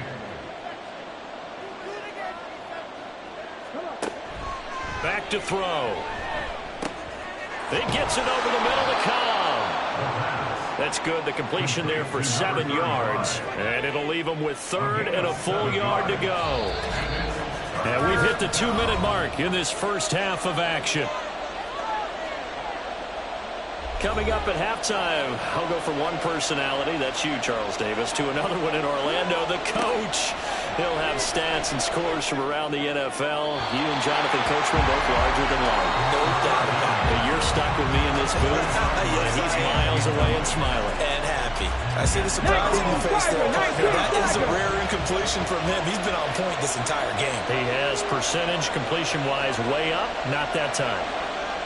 He'll look to throw. It's a short one here, complete to the tight end. And he is going to have the Bengals first down. Well, they take a chance there on 4th and 1, but it's a gain of 3 and a new set of downs. He'll drop to throw. And his throw is incomplete. Well, they've been back on their heels a little bit here in this drive, but a chance to exhale just a little bit there with incompletion on 1st down. Now they have to gear up, try and get 2 more stops, and escape this drive. Now a toss left side into the hands of his tight end. And he's going to get this inside the 30. Give him 10 yards there as this offense is on a roll. This drive continues to plunge forward. They'll look to throw here on 1st down. This is Cobb with a catch right side. And inside the 20 before he's brought down. Now the Bengals going to use the first of their timeouts, as the stoppage will come with a little under a minute to go in this first half. So the ball down to the 16 here for 1st and 10. They'll drop to throw. That is caught.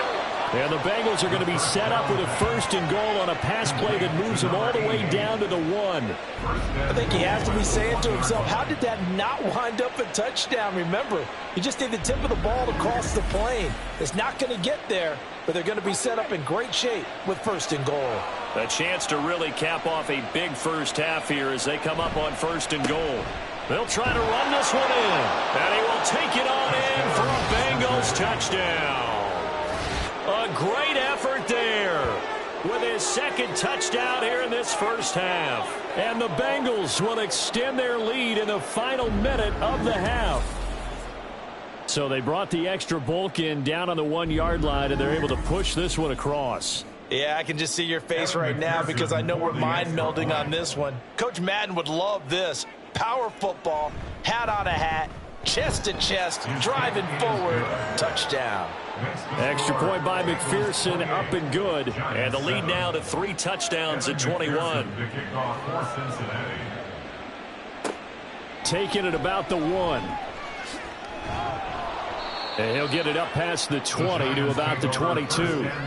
Getting set to go again as we look at the back, heading onto the field again. And the ground game's been good, but they're losing here in the 2nd quarter. Can they use that ground game maybe to work the air attack a little bit more? I think so, because now you can throw play action off of being able to run the ball effectively.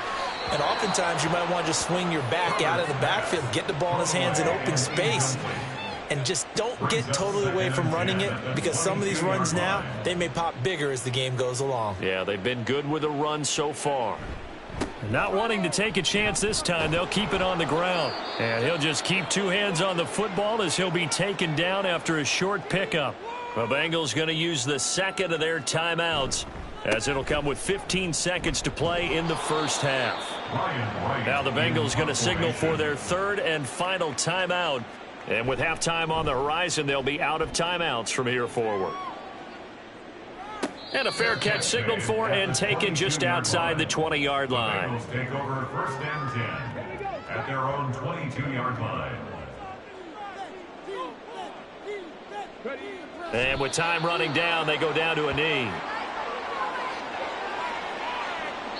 So we have reached halftime here, and it's the visiting Bengals out in front. As we'll get you down the coast to Orlando for Jonathan Coachman at our EA Sports Halftime Report. Coach.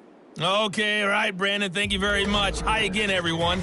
Let's get you caught up with what's going on around the NFL as we are officially into the 2nd half of the season.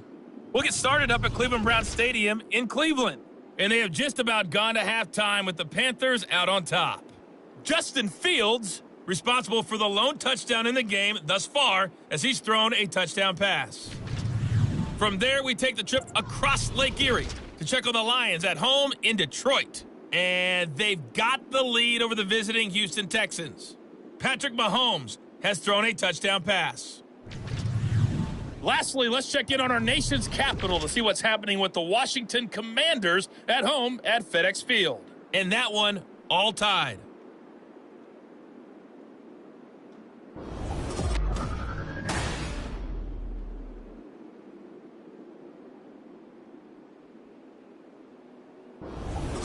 All This right, was Coach, an extremely one-sided first half. As always, one team showed up, ready to go. The other's been 3. in a daze thus far, but there's still plenty of time left for this one to tighten up significantly. And the half will begin with a touchback. Here's the Giants offense now getting set to start the 3rd quarter. Well, they look up at the scoreboard facing that deficit. A 3-score game, Charles, but look, there's plenty of time to go here. The old football cliche that comes to my mind is you can't get it all back at once. They probably need something, though, out of this drive, at least 3 points. Are you trying to say that there's no 3-score drive on that play sheet for any of those coordinators? They just don't have it, right? You're trying to get it all back. You know you can't get it back in one drive, but maybe cut into it a little bit as you just suggested. Try and create a little bit of momentum, a little bit of a spark, and then maybe that'll carry over. And he'll be upended here after a pickup of 3, getting it out to the 25. Sometimes your philosophies get challenged at times you don't want them to. They did try to stick to the running game on the first 2 plays. Didn't amount to much. And now facing a 3rd and long at the outset of this drive. Now throwing on 3rd down there, but he cannot connect. Just more frustration here offensively, and you can see it in their play and now in their body language. You know they were hoping to put a drive together to begin this 3rd quarter, but it's just not clicking right now, and it's going to be a quick call to the punt team. And a fair catch signaled for and taken successfully. So here are the Bengals set to take over. They've won 2 straight, and they lead this one as well as they come up on 1st and 10.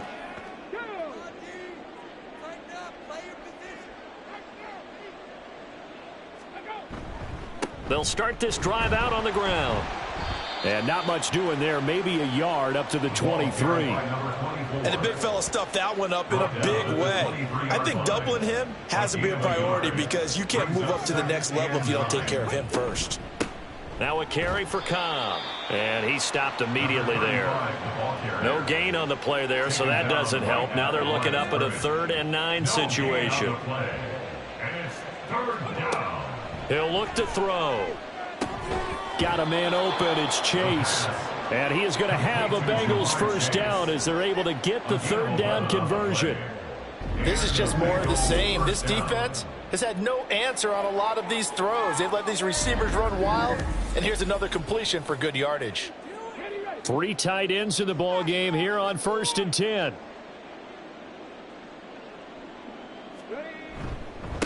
Now a handoff up the middle. Downing takes it to about the 37. Give credit to the defense for stringing that play out, and they gave up no cutback angle. You know he was trying to dart through. No place for him to go. A nice job there, only giving up a 3-yard gain. Oh, good agility by Cobb.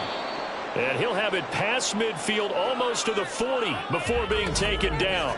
And hold on here, because on that last run, it looks like we have a player who was shaken up. We'll get an update when we return to MetLife Stadium. So 1st and 10, and if they score on this drive, might have to start digging in our second-half blowout material. Going to throw right side here, complete. And they're able to get this one past the 30 down to the 25. Another nice gain, 16 yards there and a 1st down again.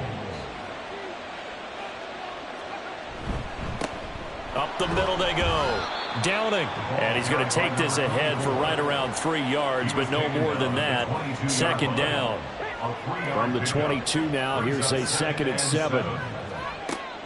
Looking to throw. And he will find his big tight end over the middle. And they are able to stop him, but he does take it all the way to the 2. He's been big. 2 touchdowns earlier. Now he's got a 1st down here. I'll tell you what, a lot of those mid-range throws have been available because sometimes teams get too concerned about the deep ball and they leave too much space in front of them, and these guys have been taking advantage so far. They'll try to run this one in. And the D not yielding much there. He's only going to get a yard to about the 2. From the 2 now, 2nd and goal. Brings up 2nd and goal. They'll set up a throw. And that is caught. He's got it for a Bengal touchdown. A 2-yard touchdown grab as his guys are able to push that lead out a bit further. And, Charles, they continue to have trouble stopping him as he's into the end zone yet again. Yeah, that's multiple series now that have ended with him in the end zone. A perfect plan on how to utilize him best when they get in close. And McPherson on for the extra point.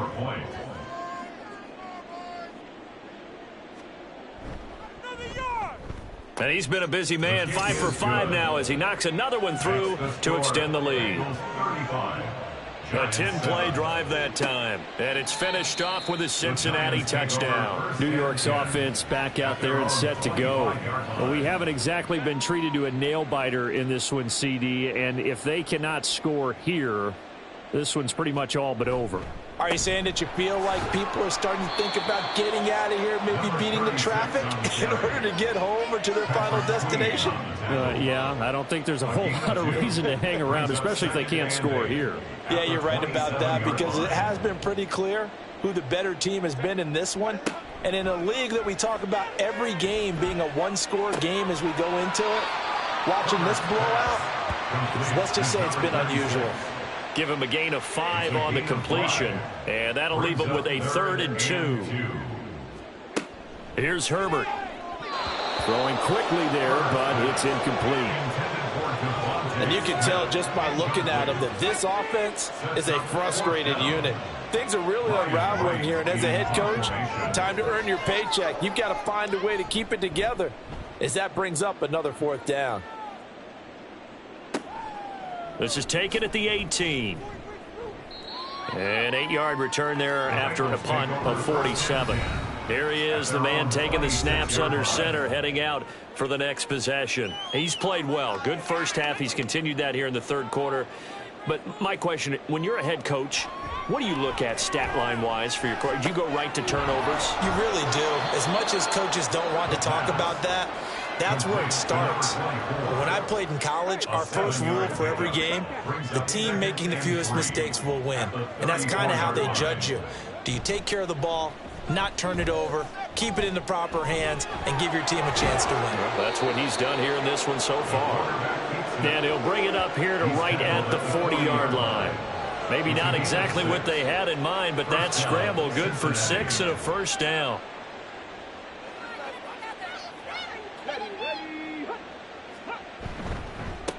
Now a handoff up the middle. Downing. And the big boys up front, they're going to stop him right at the line. No gain on the play there. 2nd down. No gain on the play. Brings up 2nd and 10 at the 40-yard line. They'll keep it on the ground. Downing. And slow going there as he'll only get a yard, maybe, up to the 41. They'll come up now 3rd and 9. And it's 3rd down. They'll look to throw here. And he'll be taken down, but not before he gets into enemy territory. Nothing open downfield. He keeps it himself for 11 and a 1st down. And the Bengal 1st down. They run the counter. Downing. And forget about finding a lane. He barely had time to look up before he was planted in the backfield. Call it a full 3 yards in the wrong direction there. Brings up 2nd down. When this offense gathers to watch the tape, they're going to like a lot of what they saw. They put up big numbers, but they might fast forward through that last play. Oh, there won't be any fast forwarding, partner. I've sat in those sessions before. You end up spending more time on the bad plays than you do on the good ones. It's just the nature of coaches. But I know sitting in that room, when you've had a big game, the night that they've had, you don't want to hear that. You just want to focus on the good stuff. A gain of 4. And it's 3rd down. On 3rd down, he'll drop to throw. And that is incomplete. As a corner, you have to be able to run with guys step for step downfield in man coverage and make up ground quickly in zone. You have to put yourself in position to make plays just like that one we saw there. He only punted twice in the win last week as he gets this one away. And this will be out of bounds. Now it's a question of where they'll mark it. And they'll say it crosses at the 11-yard line. And New York set to take the field. And really, Charles, not much of a surprise that they're losing. They just haven't been able to get much of anything going in the pass game. And as you well know, in today's NFL, if the passing game isn't working, usually not much else is working either. You're exactly right about that, partner. And I know that right now the easy answer would be, hey, let's run the football. But that might not be everything you need. So despite the fact that they've struggled throwing it, they've got to find some type of a play, multiple plays, that puts the ball in the air and allows for them to have some success.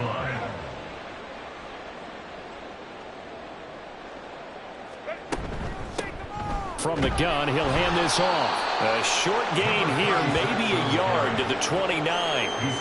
Well, sometimes you just have to give credit to the defense.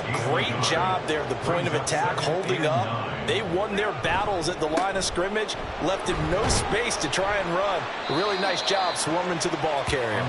And he works his way forward for a couple up past the 30. A 2-yard pickup makes it 3rd and 8. Going to throw on 3rd down with Herbert. Over the middle, complete. It's Ferguson. And he will have a Giants first down as they're able to get the 3rd down conversion. 3 quarters have come and gone. We'll return with more after this break. You're watching the NFL on EA Sports. Welcome back now here in East Rutherford. So here's a 1st and 10 at the 38. A lot of folks starting to make their way to the parking lot. Their guys trail big here to begin quarter number 4. It'll go as a gain of 4, and it's 2nd down. You got the big lead defensively.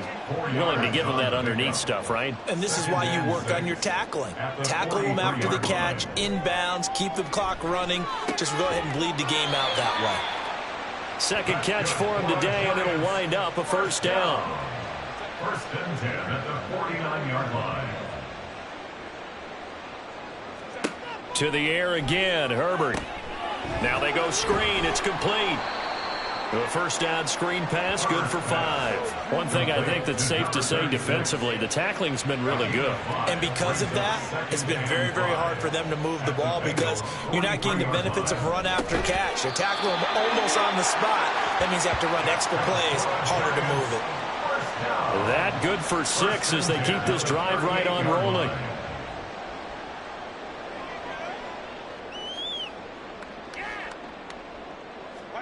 On 1st down, Justin Herbert. Over the middle, and it's incomplete. They lead big, and a major part of that has been how they've taken their play to a whole new level this 2nd half. No points allowed since the break, and you can add another incompletion to the total number that they forced in this runaway contest. There's a throw over the middle. It's taken in by his tight end. And he's got another 1st down as the tackle's going to be made at the Bengals' 20-yard line.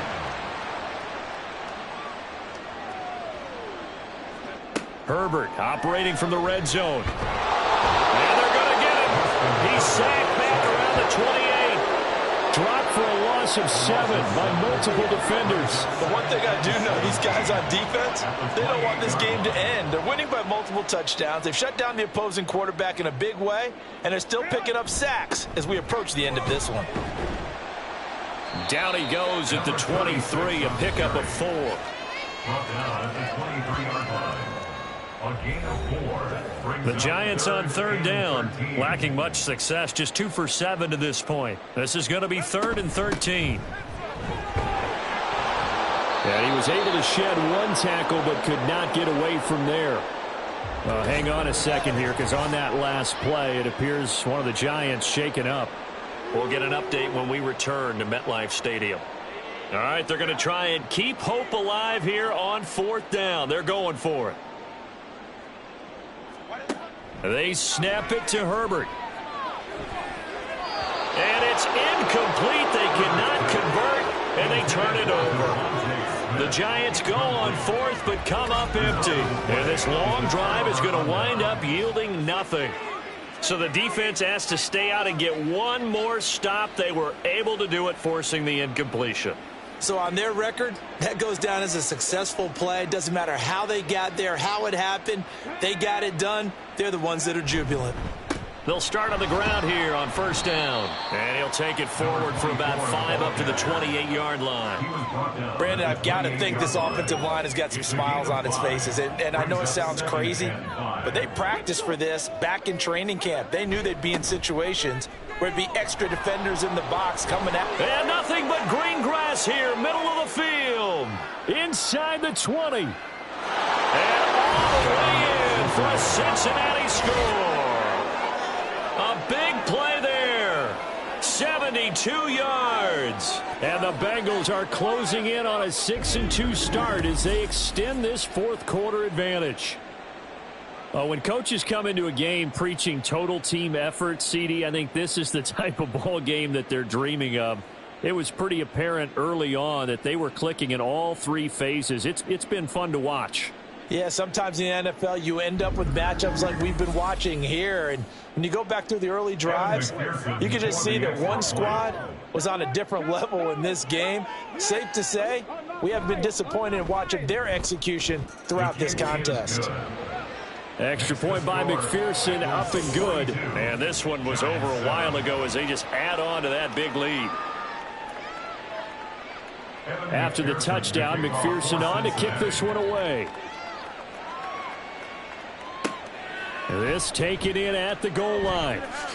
And he returns this to the 22. And New York set to take the field.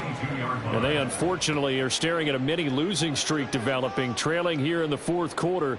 This would be their third straight defeat.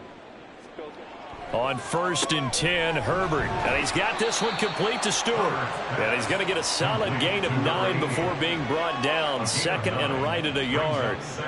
Just need a yard here. 2nd and 1. Now it's Herbert. Throwing the out route incomplete. It's Stewart. And they get him down, but not before he takes it across the 40-yard line. Back-to-back good plays have him on the move on 1st down. Herbert now. Quick slant here to Smith. And he'll be taken down, but not before he works it past the 50. 11 more on that one, and another 1st down. Giants, 1st down. 1st and 10 at the 46-yard line. Herbert throwing again. The Bengal pressure gets him that time. Down he goes. The defense rising to the challenge and setting him back on the sack. Guys with his talent in the pocket aren't supposed to be getting hit like this, and you know an intense conversation with the offensive line is going to occur after this one. Might not be from him, but the offensive line coach will have plenty to say about this game. So after the sack, a scenario you certainly don't work on too often. 2nd and 24. Justin Herbert looking to pass. And he drops it incomplete. And their struggles continue here. At this point, down big, you'd have to imagine this defense, they're just going to sit back, blanket the field as best they can. Yeah, this is actually the easy part of the game for them because, just as you noted, they can sit back, keep everything in front of them. But they've blanketed the field the entire game using a variety of coverages. And now the 3rd down throw incomplete as well. Not only did he have a chance to scan the field there, it felt like he had a chance to scan it twice. The protection was that good. Unfortunately for him, the coverage downfield, equally good. On 4th down, the punt team is on as this is sent away. And that one hits a little too close to the goal line, and it continues into the end zone for a touchback. The Bengals offense returns to the field. We find ourselves here in the midst of a one-sided affair. A lot of fill time down the stretch, Mr. Davis. So we could talk about food because that is something that you and I enjoy. We share that. We enjoy our time at the table. So maybe the best steakhouses in the city, but in all seriousness, the performances that we've seen this year, we've seen a bunch of great ones. And it's going to be hard to parse who's going to win the MVP. Yeah, it really is. Is it going to be a runner? Is it going to be a thrower? Can a defender finally win it this season?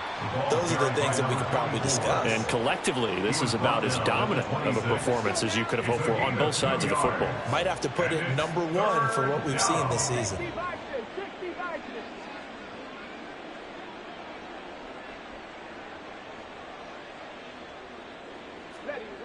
Back to throw here. A bullet throw, but incomplete.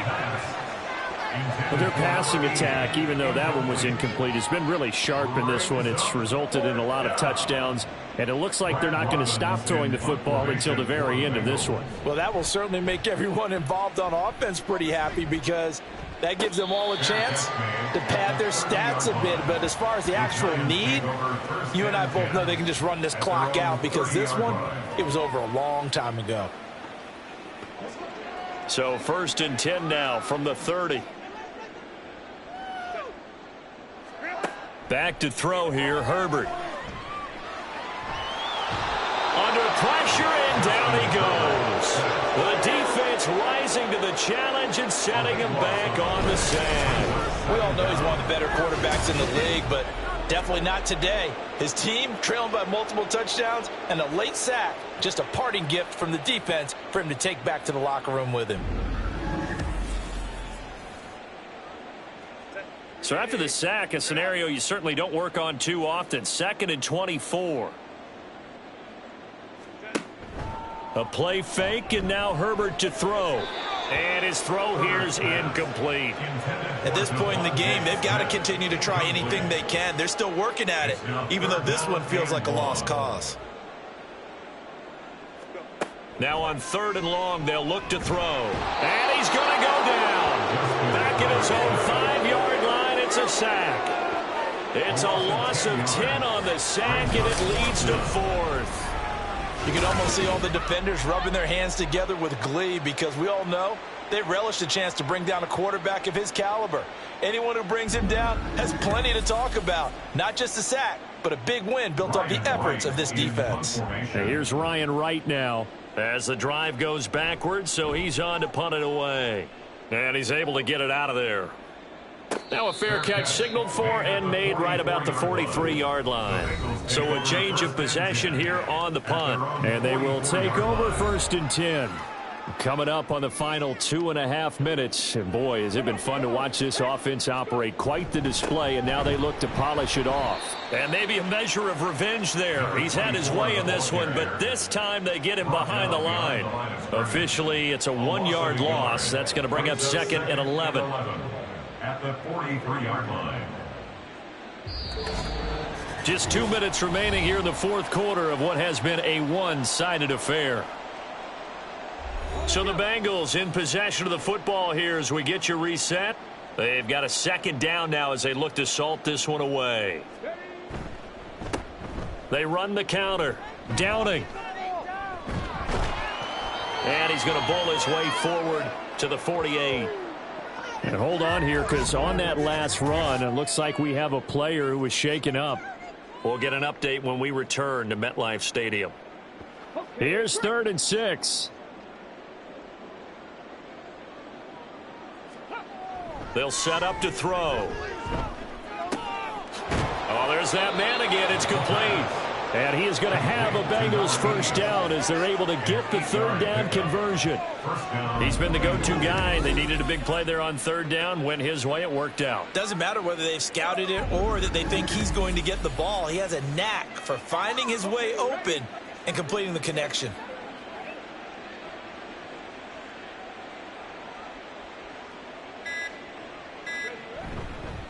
On 1st down.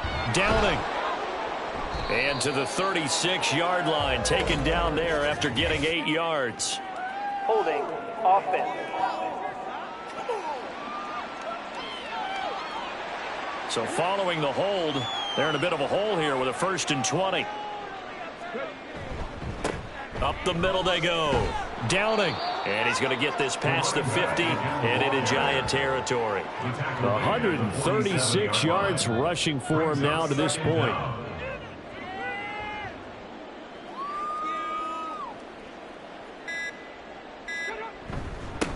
On 2nd down. Downing. And he'll get it down on the play to the 37. They get 11 back on that one. It leads to 3rd down. 37-yard line. It's a gain of 11. And it's 3rd down. Charles, a lot of happy faces heading into the tunnel as this one ends, and understandably so. Not only did they get the win, but boy, their offense was on fire in this ball game. And, partner, I have no idea what the top speed is on one of those high-end sports cars. What's the top gear you can get into? This offense, they certainly were there in this one, huh? Everything clicking for them in this contest, the kind of performance that they're going to cherish. So for the Bengals, they climb to 6-2 on the year as they close in on the midpoint of this 17-game schedule. And they'll get another road test next week as they head to Philly to take on the Eagles. Meanwhile, for the Jets, they are barely afloat as they fall to 4-5. And they'll look to regroup next week as they head to Houston to take on the Texans. And for Charles Davis and our entire crew here at EA Sports, I'm Brandon Gaudin saying so long, everybody.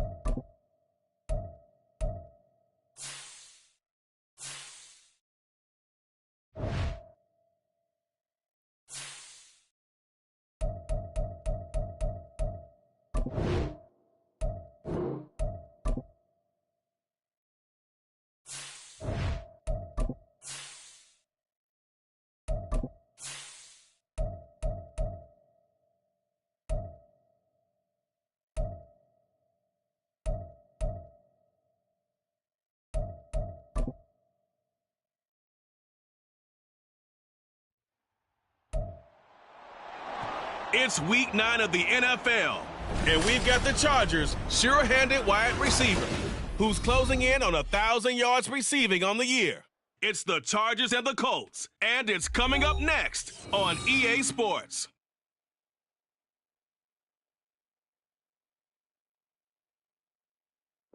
We are just a couple miles east of the LAX airport, just off the 405 and the 105 at the beautiful SoFi Stadium in Inglewood.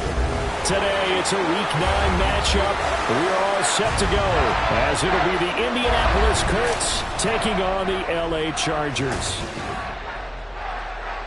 With Charles Davis, as always, I'm Brandon Gaudin. Charles, you talk about storylines in this one. I think it begins and ends with our two quarterbacks, certainly two of the best in the business. And nowadays, I don't think you can get by for long periods of time without a top-flight quarterback. The way the game is played, with all the responsibility he has and how the game flows through him,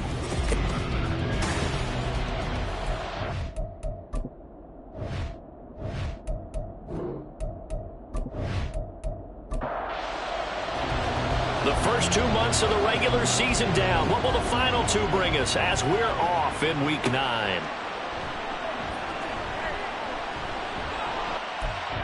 Get up past the 25 to the 26-yard line. So here's the Charger offense making their way out. And they are led out there by their mobile quarterback. and the guys on the other side of the ball know they'll have to be on their toes. And it's obviously not just the passing, but the running element that makes him dangerous. He ran for over 100 yards in that game last week, so keeping him contained will be a big emphasis for this defense. They'll run with Pollard to begin the drive. Just like that, it's a gain of 12 and a first down on their first play.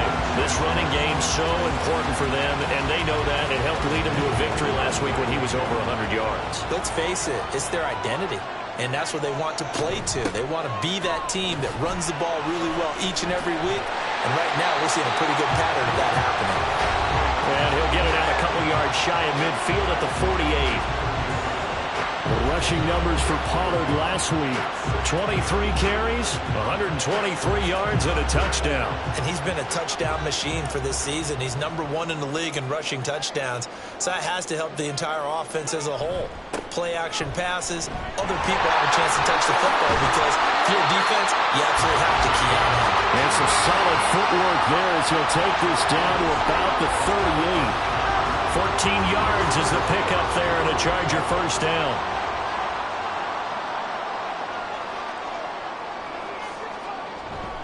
Here's Pollard again. And this time they were waiting for him as he'll be knocked down before he can get back to the line of scrimmage. So after the loss of a yard, they'll look to push forward here on 2nd down and 11. Now they'll switch it up here and look to throw. Wide open receiver complete. And they'll get him to the ground, and he has another first down at the Colts 18. Last play they got stuffed at the line. Different story here, over 20 yards. That's the #2 receiver in the NFL in terms of yardage. And tell you what, a few more plays like that, he won't be #2 for long. And that's what often happens when you have competitors running around the field. These guys know where they stand in relationship to yardage, totals, numbers, the whole deal. And let's face it, all of them, they all want to be #1. He finds his man complete. It's Curry. They'll wind up getting 7 on the play, and it's 2nd down. Brings up 2nd and 3 at the 11-yard line. He'll drop to throw. Nowhere to go here. He lost the football. But fortunately, he's able to recover his own fumble, and that could have been trouble. We hear them discuss red zone efficiency a lot, CD, and they almost gave that one up in the red zone. Luckily, they'll have another shot. And you and I both know that every offensive coordinator, play caller in the league, they take particular delight in their red zone calls because those are the payoff ones. But you can't call a play if your team doesn't have the ball. Got to secure it. And this is caught. For the moment, it's a touchdown, but multiple flags down, so let's sort this out. Illegal touching. Offense. So retract the yardage and retract the touchdown. And retract the chunk play. Big strike there to get the touchdown. Now they've got to take it back and see if they've got another one still in their arsenal. And the 10-year vet knocks it through the goalpost, and the Chargers grab themselves a 3-0 lead.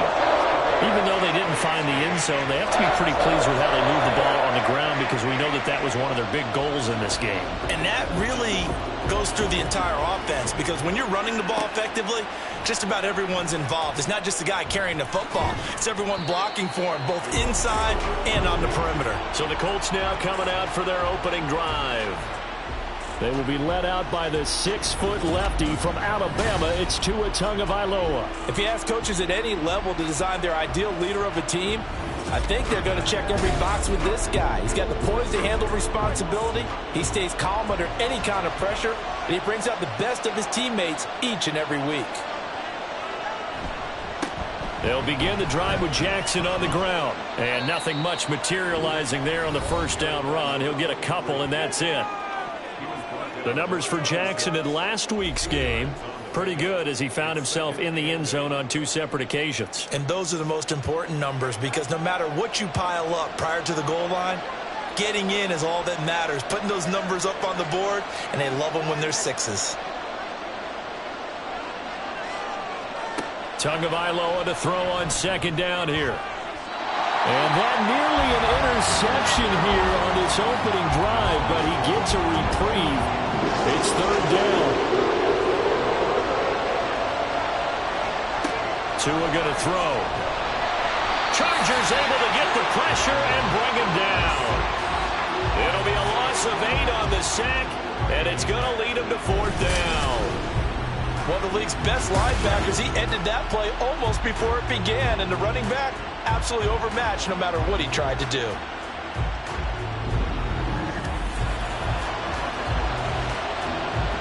The Colts send out their punter, standing right on his own 5-yard line. And he was called on 3 times in the win last week as his first one here's away.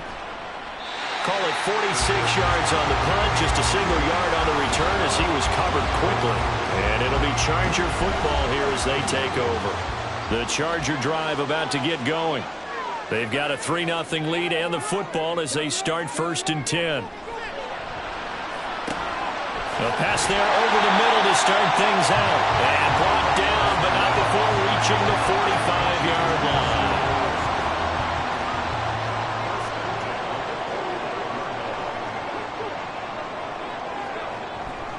They'll go with Pollard here on 1st down. And if there was a lane there, it closed up quickly as he stopped for no gain. 2nd down. 2nd and 10.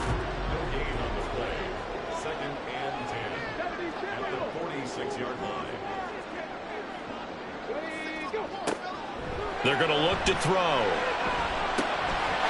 He finds his man complete. It's Curry.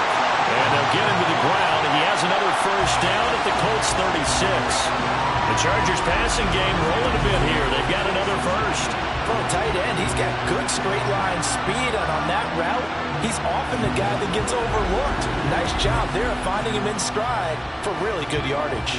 Now from Colts territory, here's a 1st and 10 at the 36. Back to throw. Fighting through pressure. Dancing to his left.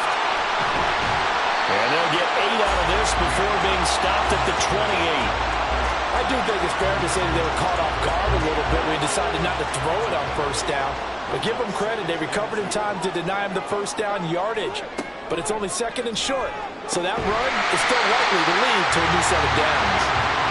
Second catch for him today, and it'll wind up a 1st down.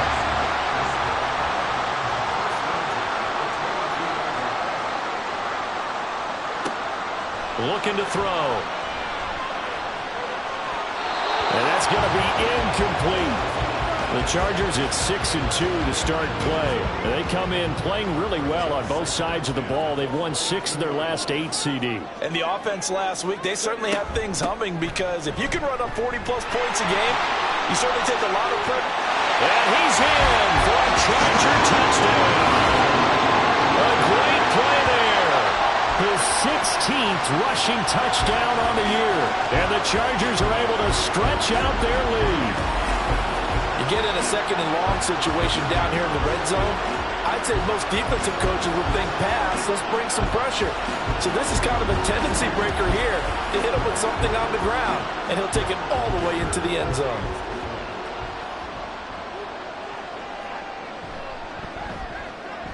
Extra point up and good by Dicker. And the lead grows to 10-0. So this drive spans 7 plays. And the last play, a really nice run that culminated in the touchdown. Taken at the goal line. And he's up past the 20 to the 22-yard line. And now a stoppage, and looks like we have a Colt who was shaken up on that last play. More from L.A. in a moment. The Colts come to the line ready to start their next drive. Now they have the game here followed by the open date on their calendar next weekend. And Charles, this is a crew that you have to think really is relishing the opportunity to be on the couch for a few days. Yeah, they certainly are, but let's face it, partner. They can't get caught looking ahead to that couch time while they're playing this one. They've got to take care of business first. Throwing now is Tagovailoa. He finds his man, complete. It's Moran. He'll be dropped after a gain of about 6 across the 30 to the 31. A yard all they need, but it's third down. Now a handoff looking right. Boy, no chance as he was met and dropped behind the line there. Losing 2 yards that time, and now it's fourth down. This defense is a difficult one to prepare for, one of the best in the league. They'll come at you from all angles, and they did a nice job there stopping him for a loss. The Colts send out their punter as he'll kick it away for the second time.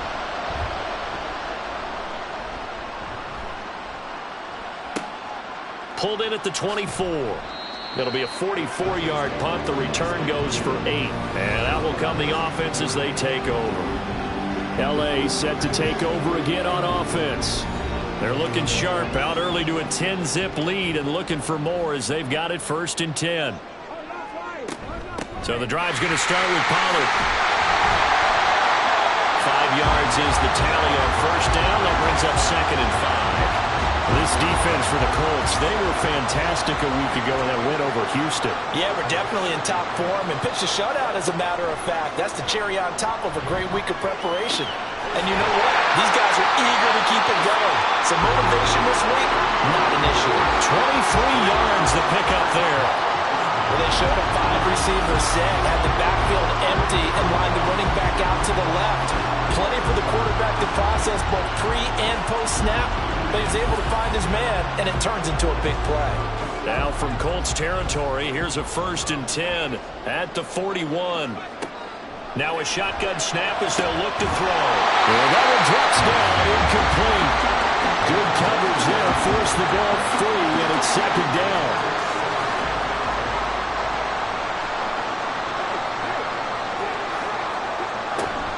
Out of the gun, a give to Pollard. And that one opened up for him well as he'll take this down to the 26-yard line. And hold on here, because on that last run, it looks like we have a player who was shaken up. More from L.A. in a moment.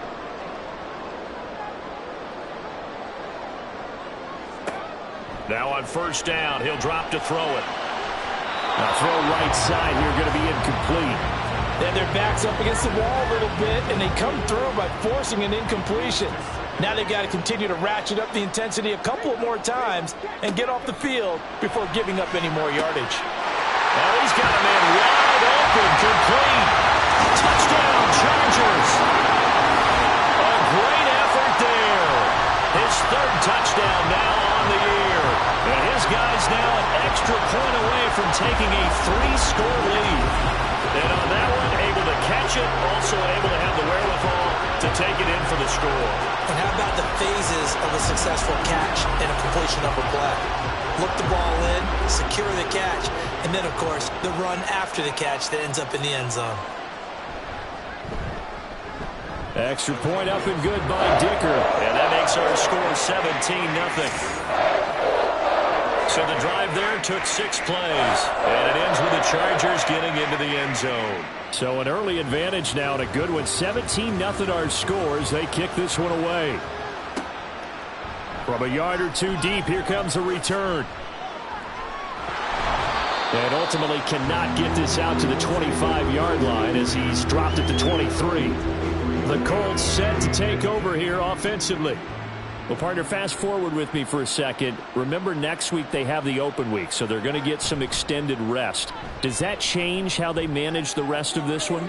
I think it does a little bit, but not by too much, because you're right. You get the extra rest. You get a chance to heal up and kind of, do a little bit of a reset for this team. But it's also 7 extra days to think back to the last time you were on the field. So now, a little more importance on what they're getting done because they carry it with them for essentially 2 weeks.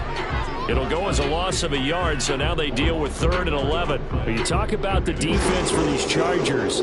They were terrific last week in the win over Denver. Have to admit, I was extremely impressed by what I saw. They ended up getting 4 sacks in the game, stayed in the face of the quarterback the entire time, made it difficult for him to step up and find receivers downfield. And that's what they told us this week, that pressure on the QB is key. Well, based on what we've seen so far, I don't think you can even call this an off day anymore, partner, because this group we're watching, they are totally out of rhythm, trying to get their game plan up and running. That 0 on the scoreboard is glaring down at them with every incompletion. So possession goes over here on the punt. And it will be 1st and 10 as they take over. The Charger drive about to get going. But Charles, they're really stringing these possessions and scores together early. We're still in the first quarter, but if they can score again here, look out.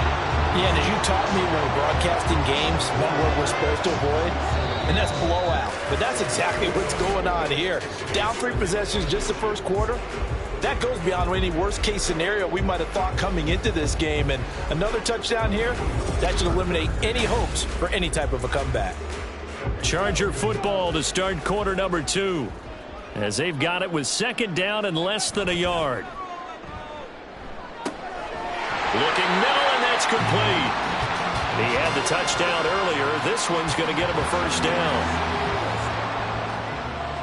1st and 10 at the 41-yard line.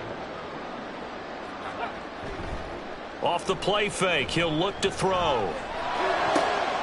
He finds his man, complete. That's Curry.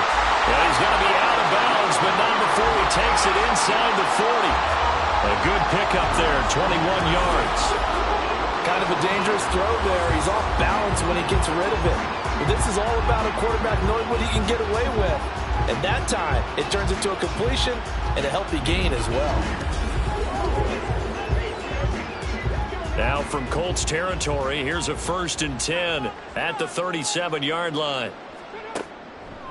On play action, they'll throw. And a quick throw here, that's complete. And he is going to lose yardage here. But despite the completion, they're going to wind up losing 3 there. 2nd down.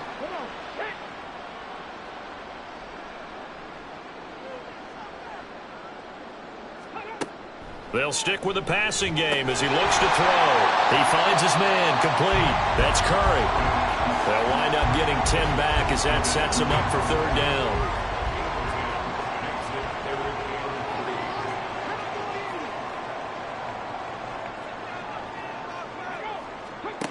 Back to throw again. Work in the middle of the field, and he's got a man complete. And he is going to have the Chargers 1st down as they convert on 3rd and 3 with a nice gain of 7 yards.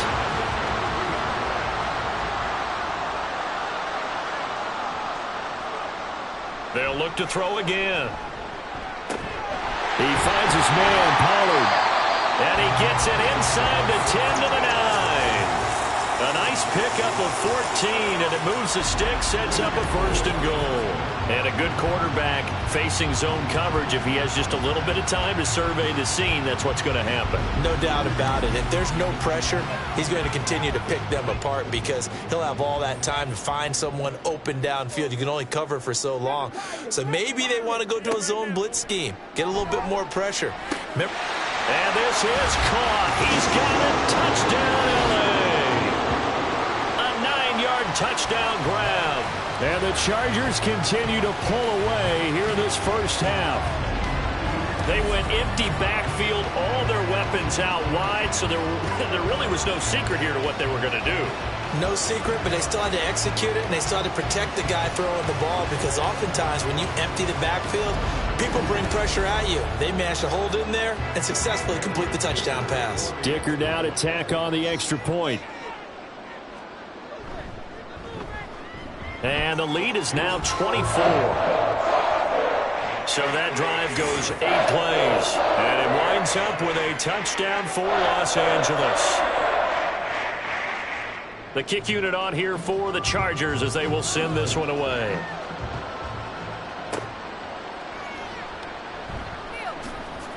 And he'll get it up past the 20 to about the 22. Here comes the Indianapolis offense now as they get set to take over. Well, CD, you kind of feel like they're in a bit of a danger zone right here, because now you're down 3 scores, and I know we're in the first half, but the way this offense hasn't been able to generate anything, you feel like they probably need to get something going on this drive, right? Yeah, and sometimes I overuse that this is an important possession, but I think this has to be the possession where they come up with an answer, because only a few teams in league history have ever come back from a 4-score deficit. And if they don't score here, that's what they could be facing the next time they get the ball. There's a throw over the middle. It's taken in by his tight end. A 5-yard pass on first down and another 5-yard connection there. And the Colts first down. Tua sets up to pass it. And he'll protect himself at the end here as he winds up getting pretty decent yardage. He'll get 8 on the scramble there. It'll be second and a couple.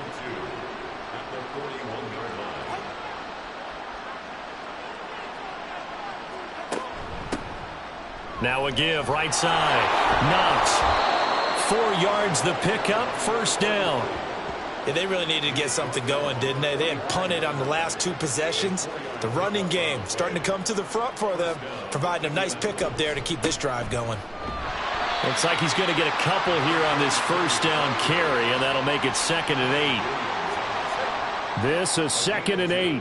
Brings up second and 8 at the 47-yard line. Looking to pass. Tua. And he couldn't get that one to his man. Short of him, it's low and incomplete. 7th play of the drive, forthcoming on 3rd and 8. And 8 yards to go. Now Tua. And the Chargers rush is going to get there. Down he goes. Tui Pelotu got in and dropped it. 3 scores down, not even a halftime yet. They are not getting much generated offensively. They've got to figure it out. It's tough because this defense just seems to be playing with so much confidence right now. They really are. They are on their toes, and they're getting at them. Well, look at the running back, the man out of the backfield as he gears up to go again. He's been good. His guys are winning. So far, the recipe working here in the second quarter. And he doesn't like to just tote the rock. He wants to carry his team on his back. And that's what he's done throughout this game. Yeah, he's done that. He'll be hoping to continue that trend. And he'll go down at the 26, following a gain of 6. That's a staple of this offense. Drag route to the tight end. Yeah, he's unable to use his size to break off much more yardage after the catch, but still an effective gain nonetheless. On second down, it's Pollard. And from the 25, they work this to the 29, a gain of 4. But really, that was no surprise there. They've been running it well all game. And I know goals change all the time, but any team will take that type of run each and every time. Able to fight through one tackle. And that's going to be good for a Chargers first down as he'll take this up to the 38-yard line. And that last carry puts him right at 100 yards for the game. So how has he done it? Because he's been patient, followed his blocks, let everything develop, and then burst through for big gains.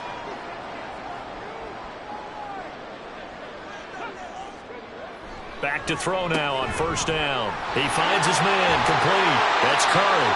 And he'll work it across midfield inside the 45. 18 big yards on that one, and a Charger first. Let's just call it what it is. This has been a flat-out struggle for this defense all game long. They've really had a hard time slowing them down. And while I'm not big on speeches and guys jumping up and down, They might need their team leader on defense to get in their face right now and light a fire under these guys. They've got to start playing better assignment football and start getting guys on the ground. A give to Pollard running left. Down to the 42, second down. Oh, that's a real nice job there by the defense in front. They just engaged and held their ground. But how about the guy who made the play? We often talk about whether they take a good first step or not. Many times you just don't take any step. Just get your feet moving, get your body going, and then once he made the read, he was able to make the play. And he's going to be taken down. Plus, there's a penalty flag in the backfield. They may get 15 more on top of this. After the penalty, a fresh set of downs. It's 1st and 10. They'll set up a throw. And he's got his man in stride, complete. And he will be brought down at about the 6-yard line.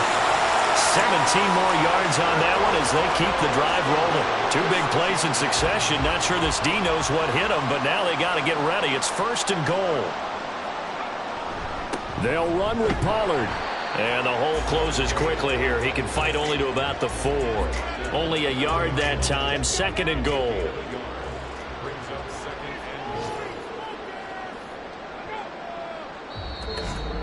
2 minutes remaining in this first half of football. Line of scrimmage, again the 4-yard line. 2nd and goal. They'll drop to throw. He's got it. And he'll be brought down right on the edge of the goal line at about the 1-yard line. A chance to really put this game out of reach. Here's 3rd and goal.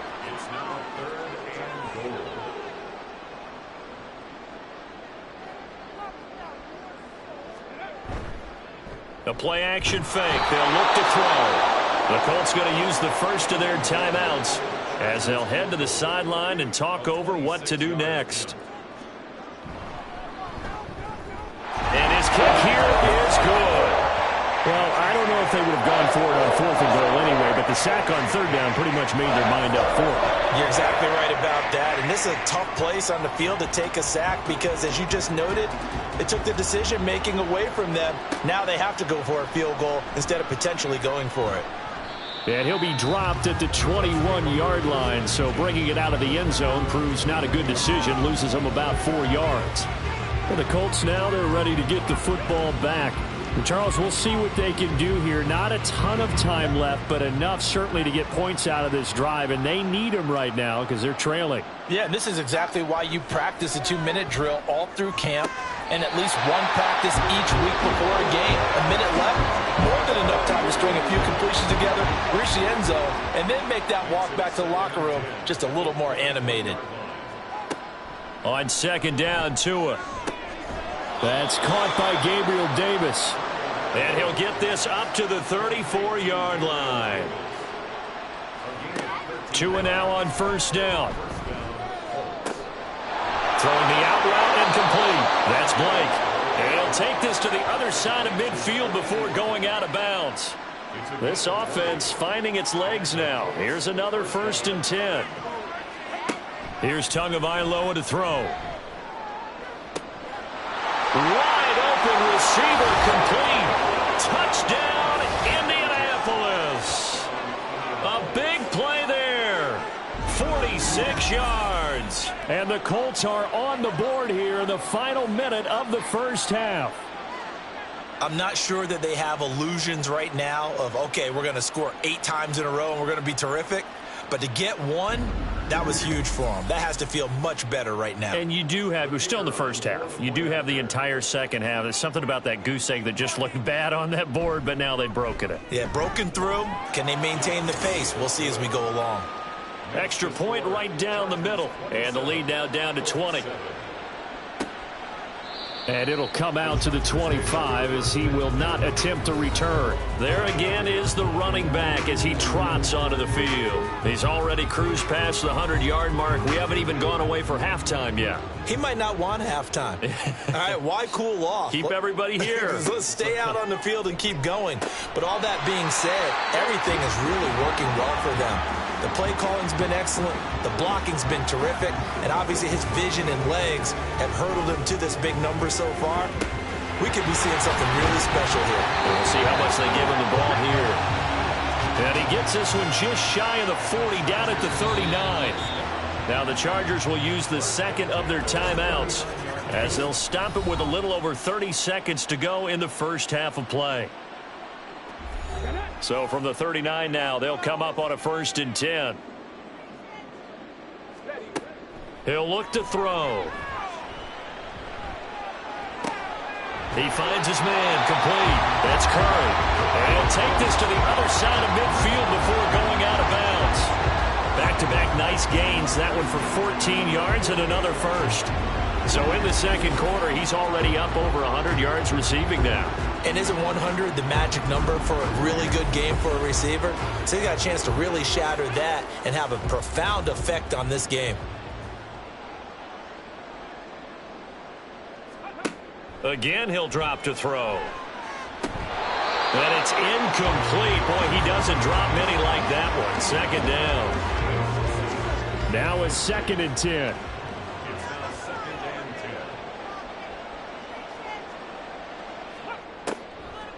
He'll look to throw. It's incomplete. Took a shot, couldn't connect.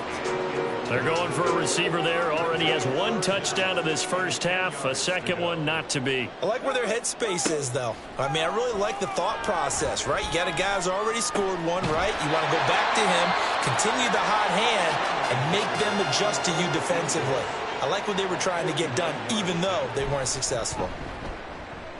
And this one looks good. It is good. Right down the pipe, and that will extend their lead even further. So he remains perfect, 3 for 3 in the field goal department. And it's so important for any offense to have an ace like him up their sleeve, isn't it? Because now you know what his range is, and as soon as your offense gets there, you're pretty much counting on 3 points going up on the board. And up to about the 26-yard line, just across the 25. And with time running short here, they'll simply take a knee, and that should do it for half number 1. So we've come to halftime after a very one-sided beginning to this one. As we send you cross-country to Orlando, Jonathan Coachman is there and has our EA Sports halftime report. Okay, all right, Brandon, thank you very much. Hi again, everyone. Let's get you caught up with what's going on around the NFL as we are officially into the second half of the season. We'll get started out in Denver, and it's the Broncos who are out in front. The Broncos trying to hold on and claim victory. From there, we head east to the land to check on the Brownies at home at Cleveland Browns Stadium. And it was the visiting Carolina Panthers who were victorious in that one. Justin Fields leading the way in the victory with 3 touchdown passes. Lastly, let's get you way up to Seattle. See what's happening with the Seahawks. And that one all tied.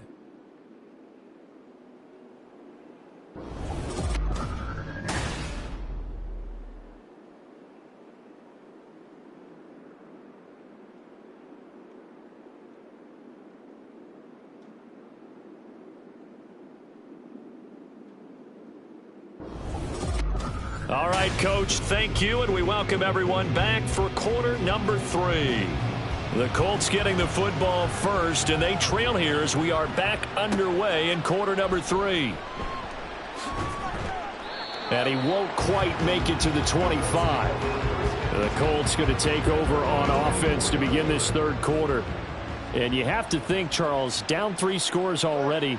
They need to play an almost perfect second half to have a solid chance. And that absolutely starts with finding some way to put together a touchdown drive here. They need to be smart, fast, efficient, get the ball into the end zone, and do it again multiple times in order to have a chance to win this game. Now Tua on the bootleg here. Throw left side complete. That's Moran. And he gets this up to the 34 out of bounds there. From the 34 now, here's 1st and 10. Off of play action, Tagovailoa. Crossing route, and he hits his man. It's Jones. And he'll be taken down, but not before he gets into enemy territory. So from Charger territory now, here's a 1st and 10 at the 48-yard line. A throw there, but that's going to wind up incomplete. And not a common sight, at least on this drive. A momentary setback, though, for this passing game that has been moving well this series. Good thing for them, though. Still 2 more downs to connect and try and pick up another first down. And again, it's Tagovailoa. Chargers able to get the pressure and bring him down. They push him back 8 yards that time on second down. So one quick, easy analysis about why they've struggled so far. They keep putting themselves in 3rd and long situations. They just took another sack right there. And the offensive film session tomorrow may be a little longer than it normally is. Not a lot of positive grades will be handed out thus far. These guys have punted 4 times already, and they're staring at a 5th, barring a conversion here on 3rd down. Here's Tua. Under pressure, they got him again. Tui Pelotu able to record his 5th sack of the season. Looks like another empty possession here, partner. And I don't think with 3 scores down in the 3rd quarter, they can truly afford any more the rest of the way. No, especially the way their offense is sputtering. I think you're exactly right. They got to find some answers quickly. The Colts send out their punter. He's been one of their few bright spots so far. Averaging over 50 yards a punt so far as this one's away. It'll be a 39-yard punt, no return. So here are the Chargers to take over. Last week they defeated the Broncos, and they've got the lead here as well as they work with a 1st and 10.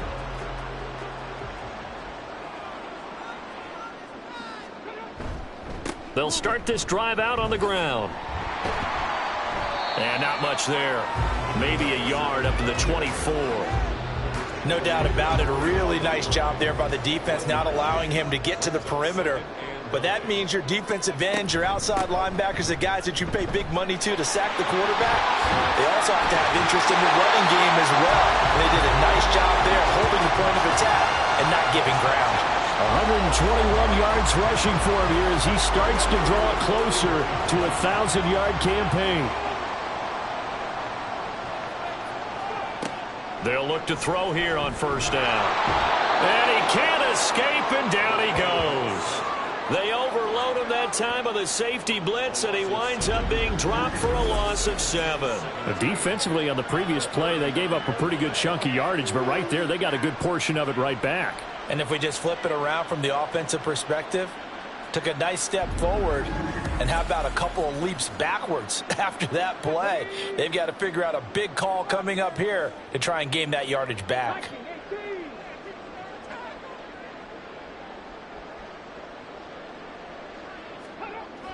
Back to throw. He completes that to Garrett Wilson. So the completion good for 7 there. And that's going to set up a tough 3rd and 9. Back to throw here. Gonna look deep for Wilson. This is caught inside the 15. And it appears we have a Charger shaken off on that last play. More from L.A. in a moment. The chain gang hustling to catch up. Here's 1st and goal from just inside the 10. They'll run left with Pollard. And he takes it in for a Charger touchdown. A great play there. His 2nd touchdown of the afternoon. And the Chargers are an extra point away from going up by 30. Sometimes you get a 1st and goal and you're back near the 7, 8, 9-yard line, and you start thinking, maybe we'll run it here on 1st down to get half of what we need, so maybe we can have 2 or 3 shots at going for it from closer range. So this is a bonus right here. What a great run to work his way into the end zone. Extra point up and good by Dicker. And the lead grows even larger here in the 3rd quarter. The kickoff team on the field now as they will send this one away. And here comes a return from just beyond the goal line. A solid return, pretty good field position. They'll start at the 32. And now Indianapolis set to take the field. See if they can put this drive in the end zone, Charles, because it's been a little bit of a rough go at times. They've had to punt the football a ton in this ball game because of stalled out drives. So are you saying that you're kind of tired of seeing the punter run out there and do his thing during this game? Is that what you're trying to say? Well, I mean, I'm okay with it. I have a feeling that this offense, they don't want to see the punter again. And frankly, the punter doesn't want to run out there anymore himself. He would love to see his offense put together a drive and give his leg a rest. And he'll go down right around the 47 this time. 7 yards there and a first down. A gain of 7, and the Colts first down. They run again with Jackson. And he can only manage to get a couple. 2nd and 8 coming up. Well, this defense, they've got the 4-score advantage, and you can see why they continue to bottle up the run game, and really they've just been sharp in all facets here in this one, CD. Yeah, they've kept that offense in check the entire game, and I think it's been led by what you just talked about, that defensive front, which has not allowed them to run the football and establish control of the line of scrimmage. Here's 3rd and 3. Tua going to throw. He finds his man, complete. That's Blake. And he is going to have a Colts first down, I do believe. Yes, he's got it by about a yard there on 3rd and 3.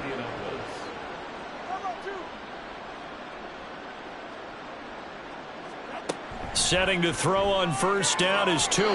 Now, a quick throw there, but it's going to be incomplete. This could be the start of a nice stand from this defense now after getting walked backwards on this drive. Come through with another one here, and you have them staring at a 3rd and long, and that puts the defense in a position to dictate to the offense. Another throw on 2nd down, and this one incomplete as well. And those two just haven't been in sync thus far. They've done a nice job against him, but still, with his talent, you would expect them to have more completions to him in this game. He's going to hit his man out of the backfield, complete. And he'll go out of bounds after taking it a little further down inside the 40. He did his best to just get 4 out of that, but not enough. And now 4th down. The Colts send out their punter as they're forced to kick for the 6th time today. He's averaging just under 50 yards a punt as he gets this away. Getting set to go again as we look at the back heading onto the field again. He's already hit pay dirt twice. He's up over 100 yards. He is feeling good. And he's just zipping along today. Everything coming together for him. It's that type of a day that you see a back just kind of have a grin on his face every time his number is called. Because he doesn't feel like there's going to be any lost yardage plays. Nothing but big-time positive runs. Making the sideline grin as well. From the 24 now, here's 2nd down and 7. Looking to throw. Looking left sideline, it's complete. And they work this well upfield across the 45. That one covers 24 yards. It's a first down. This offensive game plan has just been sensational. I mean, when you think about all the different ways they've gotten their receivers open so far, it's really been impressive. Scheme, design, execution.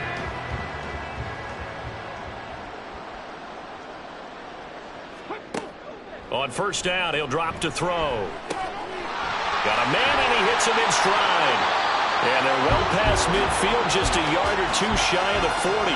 Consecutive catches for him. That good for 11. So 1st and 10, and if they score on this drive, might have to start digging in our second-half blowout material. They run straight ahead here with Pollard. And not a whole lot of room to operate there on the first down run. He gets maybe 3. Well, that's just a pile of bodies there, and that's when you kind of find out who's a tough guy, right? Who can stand up and make a play. It was only a 3-yard run, but for both sides, they had to walk away from that feeling like and this is caught. And they are able to stop him, but he does take it all the way to the 2. 36 yards on the play. There's no doubt in my mind that not many guys in this league have had the impact that he's had here in the first half of the season. He's been a big play guy from the word go and continues to be one with another one right there.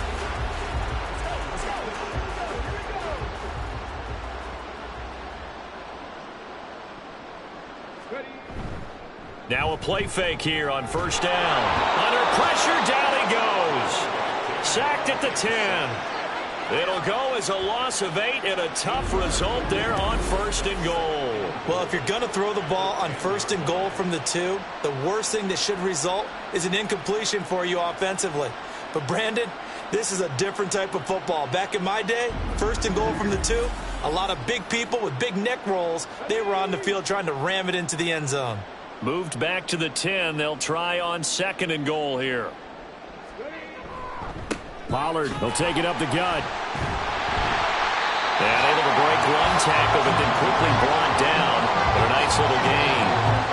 3rd and goal as they look to pour some more salt in the wound. Pollard pushing his way into the end zone. Touchdown. Well, nothing fancy there, Charles. You had 3 tight ends on the field. They were going to run the football. The defense knew it, but the defense couldn't stop them. And I haven't met an offensive line yet that doesn't get more satisfaction out of running the football into the end zone than pass protecting. They had determination on their side, and they got it done. The extra point try now from Dicker.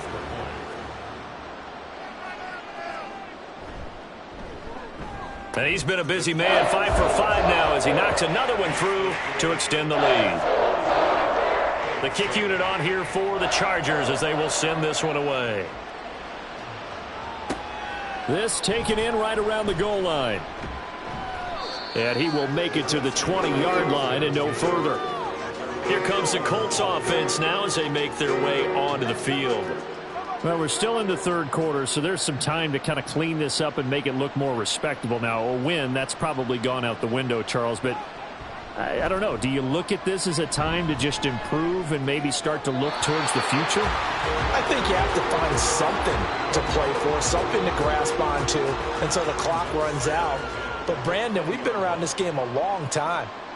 This is an outlier. You don't get many blowouts like this no matter how the game looks on paper going in. This one has turned out to be everyone's worst nightmare realized. 5 yards. Now it's 3rd and 5. And as they come to the line, they will not be able to get off another play as time has run out on this 3rd quarter. We'll return with more after this. This is the NFL, and it's on EA Sports. Back now at SoFi Stadium in Inglewood. And this is a blowout so far as we get set for the 4th quarter. A very one-sided affair. A loss of a yard, and it brings up 4th. I think this offense, specifically this running game, they're going to have to find a way to turn the page because they haven't found a way to run it effectively thus far, and it's cost them.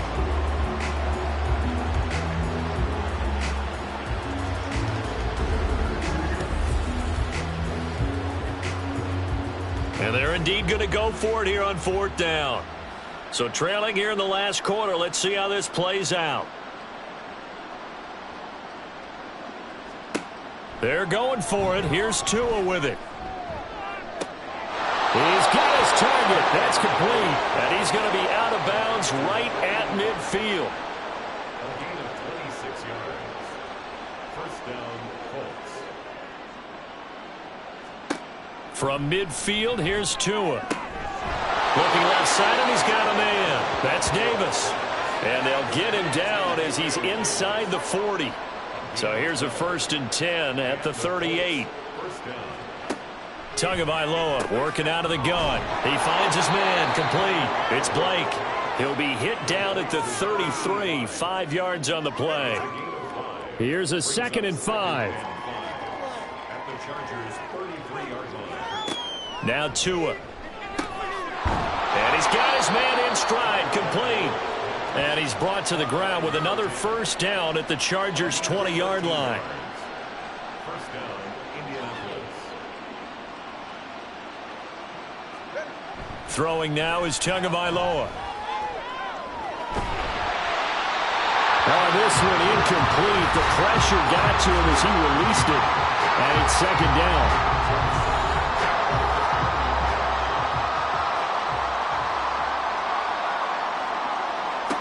Again, they will throw it with Tagovailoa. Oh, he's got a man wide open, complete. And the Colts are going to have a 1st and goal as he'll be taken down at the 7-yard line. Now, they've got 3 tight ends here on 1st and goal to add some extra mass. Tua sets up to pass it. And a flag comes in as that one falls incomplete.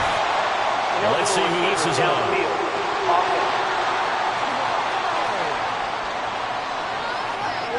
Too far downfield, something those linemen have to watch out for, and that time it costs them. Still 1st down.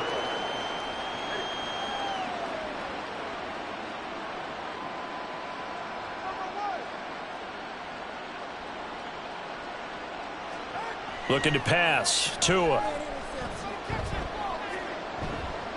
Flush to his right. And hang on here, we got an injured player, and that is QB Tua Tagovailoa, who's in need of some assistance. More from L.A. in a moment.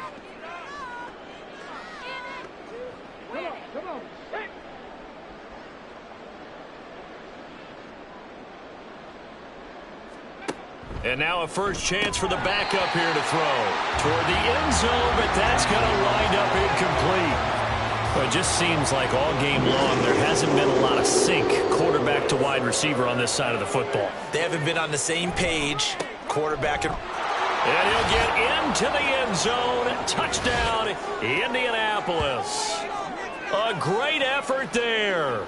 His first touchdown on the year. And the Colts get a small measure of revenge as they cut into this 4th quarter deficit.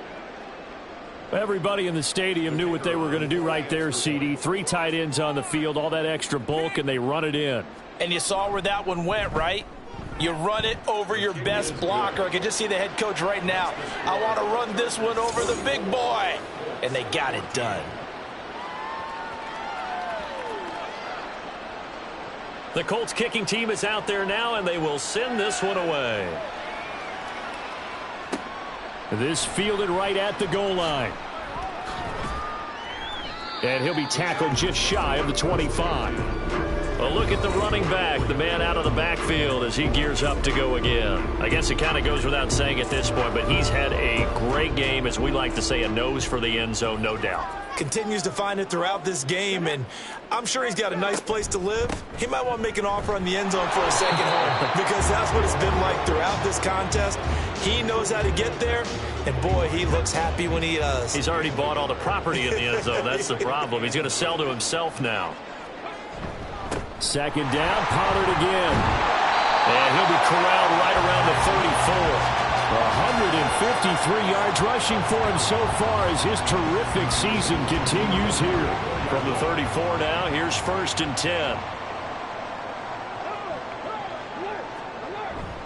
Going to run again here with Pollard. And nothing much materializing there on the first down run. He'll get a couple, and that's it. That's it. That's what you want. Straight ahead positive gain. Just keep that clock ticking. Now a shotgun handoff to Pollard. And some nifty running here as he'll take this across midfield and down to the 47. 17 yards for the Chargers there as they've got themselves a first down.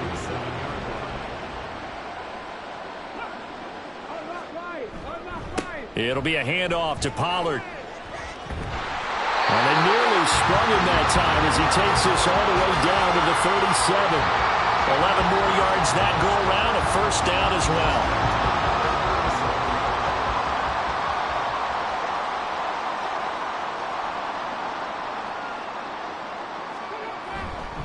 Now a give here to Pollard. And an excellent job of finding the opening as he's got this now all the way down to the 22. 15 more there, and they're on a roll. It's another first down.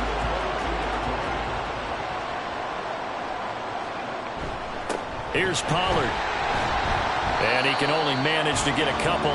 2nd and 8 coming up. He's had success on this drive, but not on this play. Finally, they bowed up defensively. I think they were determined not to let him take it pretty much all the way down the field. Yeah, it looks like they handled their run responsibilities correctly this time. What we call them run fits, everyone was in the right place.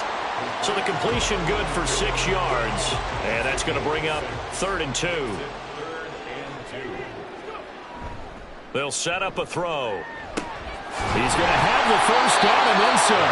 And he gets it all the way down to the 3. Back-to-back receptions for him, and it's another first down. And looking to put this game on ice in the fourth quarter, but still not afraid to throw it as they show there. You want to play the game with confidence, and they have a guy who's in control right now.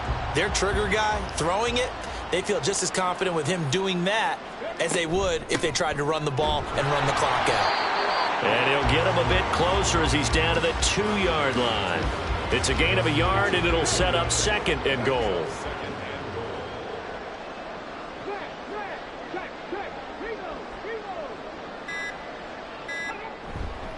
Pollard again. And they're going to score again. Yet another touchdown as they just add to their totals. What a game it's been for him in the backfield, Charles, as he pounds it into the end zone yet again.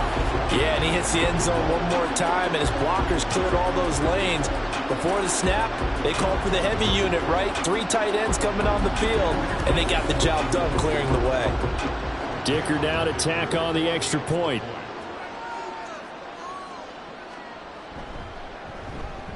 Now this one was over a while ago as they just add on to their big lead. A pretty long drive that time. 11 plays all told. And it's culminated by a 2-yard touchdown run. The kickoff unit is out on the field, and they will send this one away.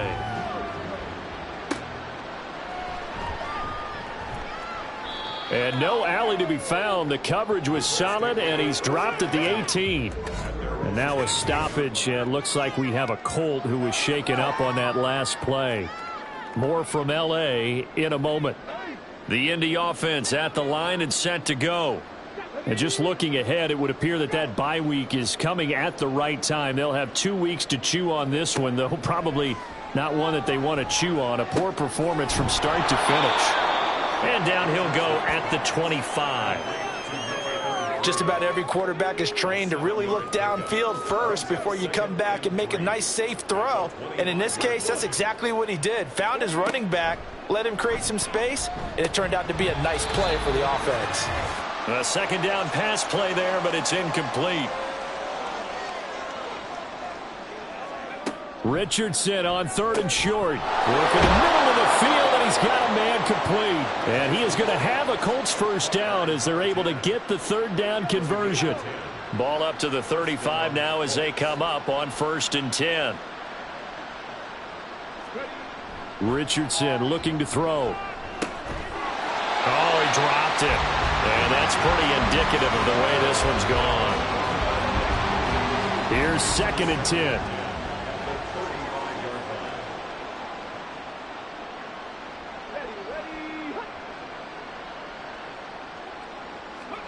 Again, it's Richardson. Got a man, and he hits him in stride. They get 6. That'll leave them with 3rd and 4. And we see another pitch and catch there to the running back. This position just continues to evolve. They become just as critical to the passing attack as a lot of receivers, tight ends, because their ability to make people miss in the open field can really generate big plays for an offense. And he is out of bounds, but not before he's inside the 30. So now then, the big play has him all the way inside the 30 now, 1st and 10. Now Richardson. It's a short one here, complete to his tight end. And taking it to the 15-yard line before he's brought down. Well, hang on now. We're going to pause here. We've got an injured player. More from L.A. in a moment. Line of scrimmage, the 15. It's 1st and 10. Back to the air with Richardson. This is caught. And the Colts are going to be set up with a 1st and goal on a pass play that moves them all the way down to the 1.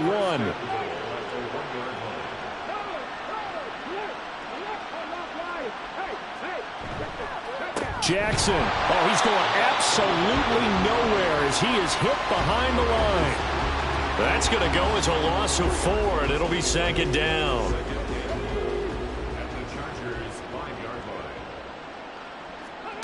One last shot for Richardson. And a little bit of a consolation prize there. He's into the end zone. Won't win them the game, but they do get the score with all zeros showing. But some fantasy players are really happy with that score. Just a formality now, but here's the extra point. And it's good, but it's also of little consequence as this game is over. On one side, if you try to take away something positive from this game, they played to the final whistle, getting the touchdown there on the last play, but still, all for naught, really. Yeah, I'd say give them points for positivity. I like that. That part is good. But I often wonder, when the game is settled and the clock is run out, do we really need to kick the extra point? Oh, yeah. It's silly. It's silly. It doesn't make any sense to me. I know that people have explained before, well, you got to play it all the way through. Come on, this thing was done. So for the Chargers, the win will move them to 7-2 now on the year. That'll do it for us. For Charles Davis and all our hardworking crew, I'm Brandon Gaudin. You've been watching the NFL on EA Sports. For more, find us on Twitter at EA Madden NFL. With that, we say so long from Southern California.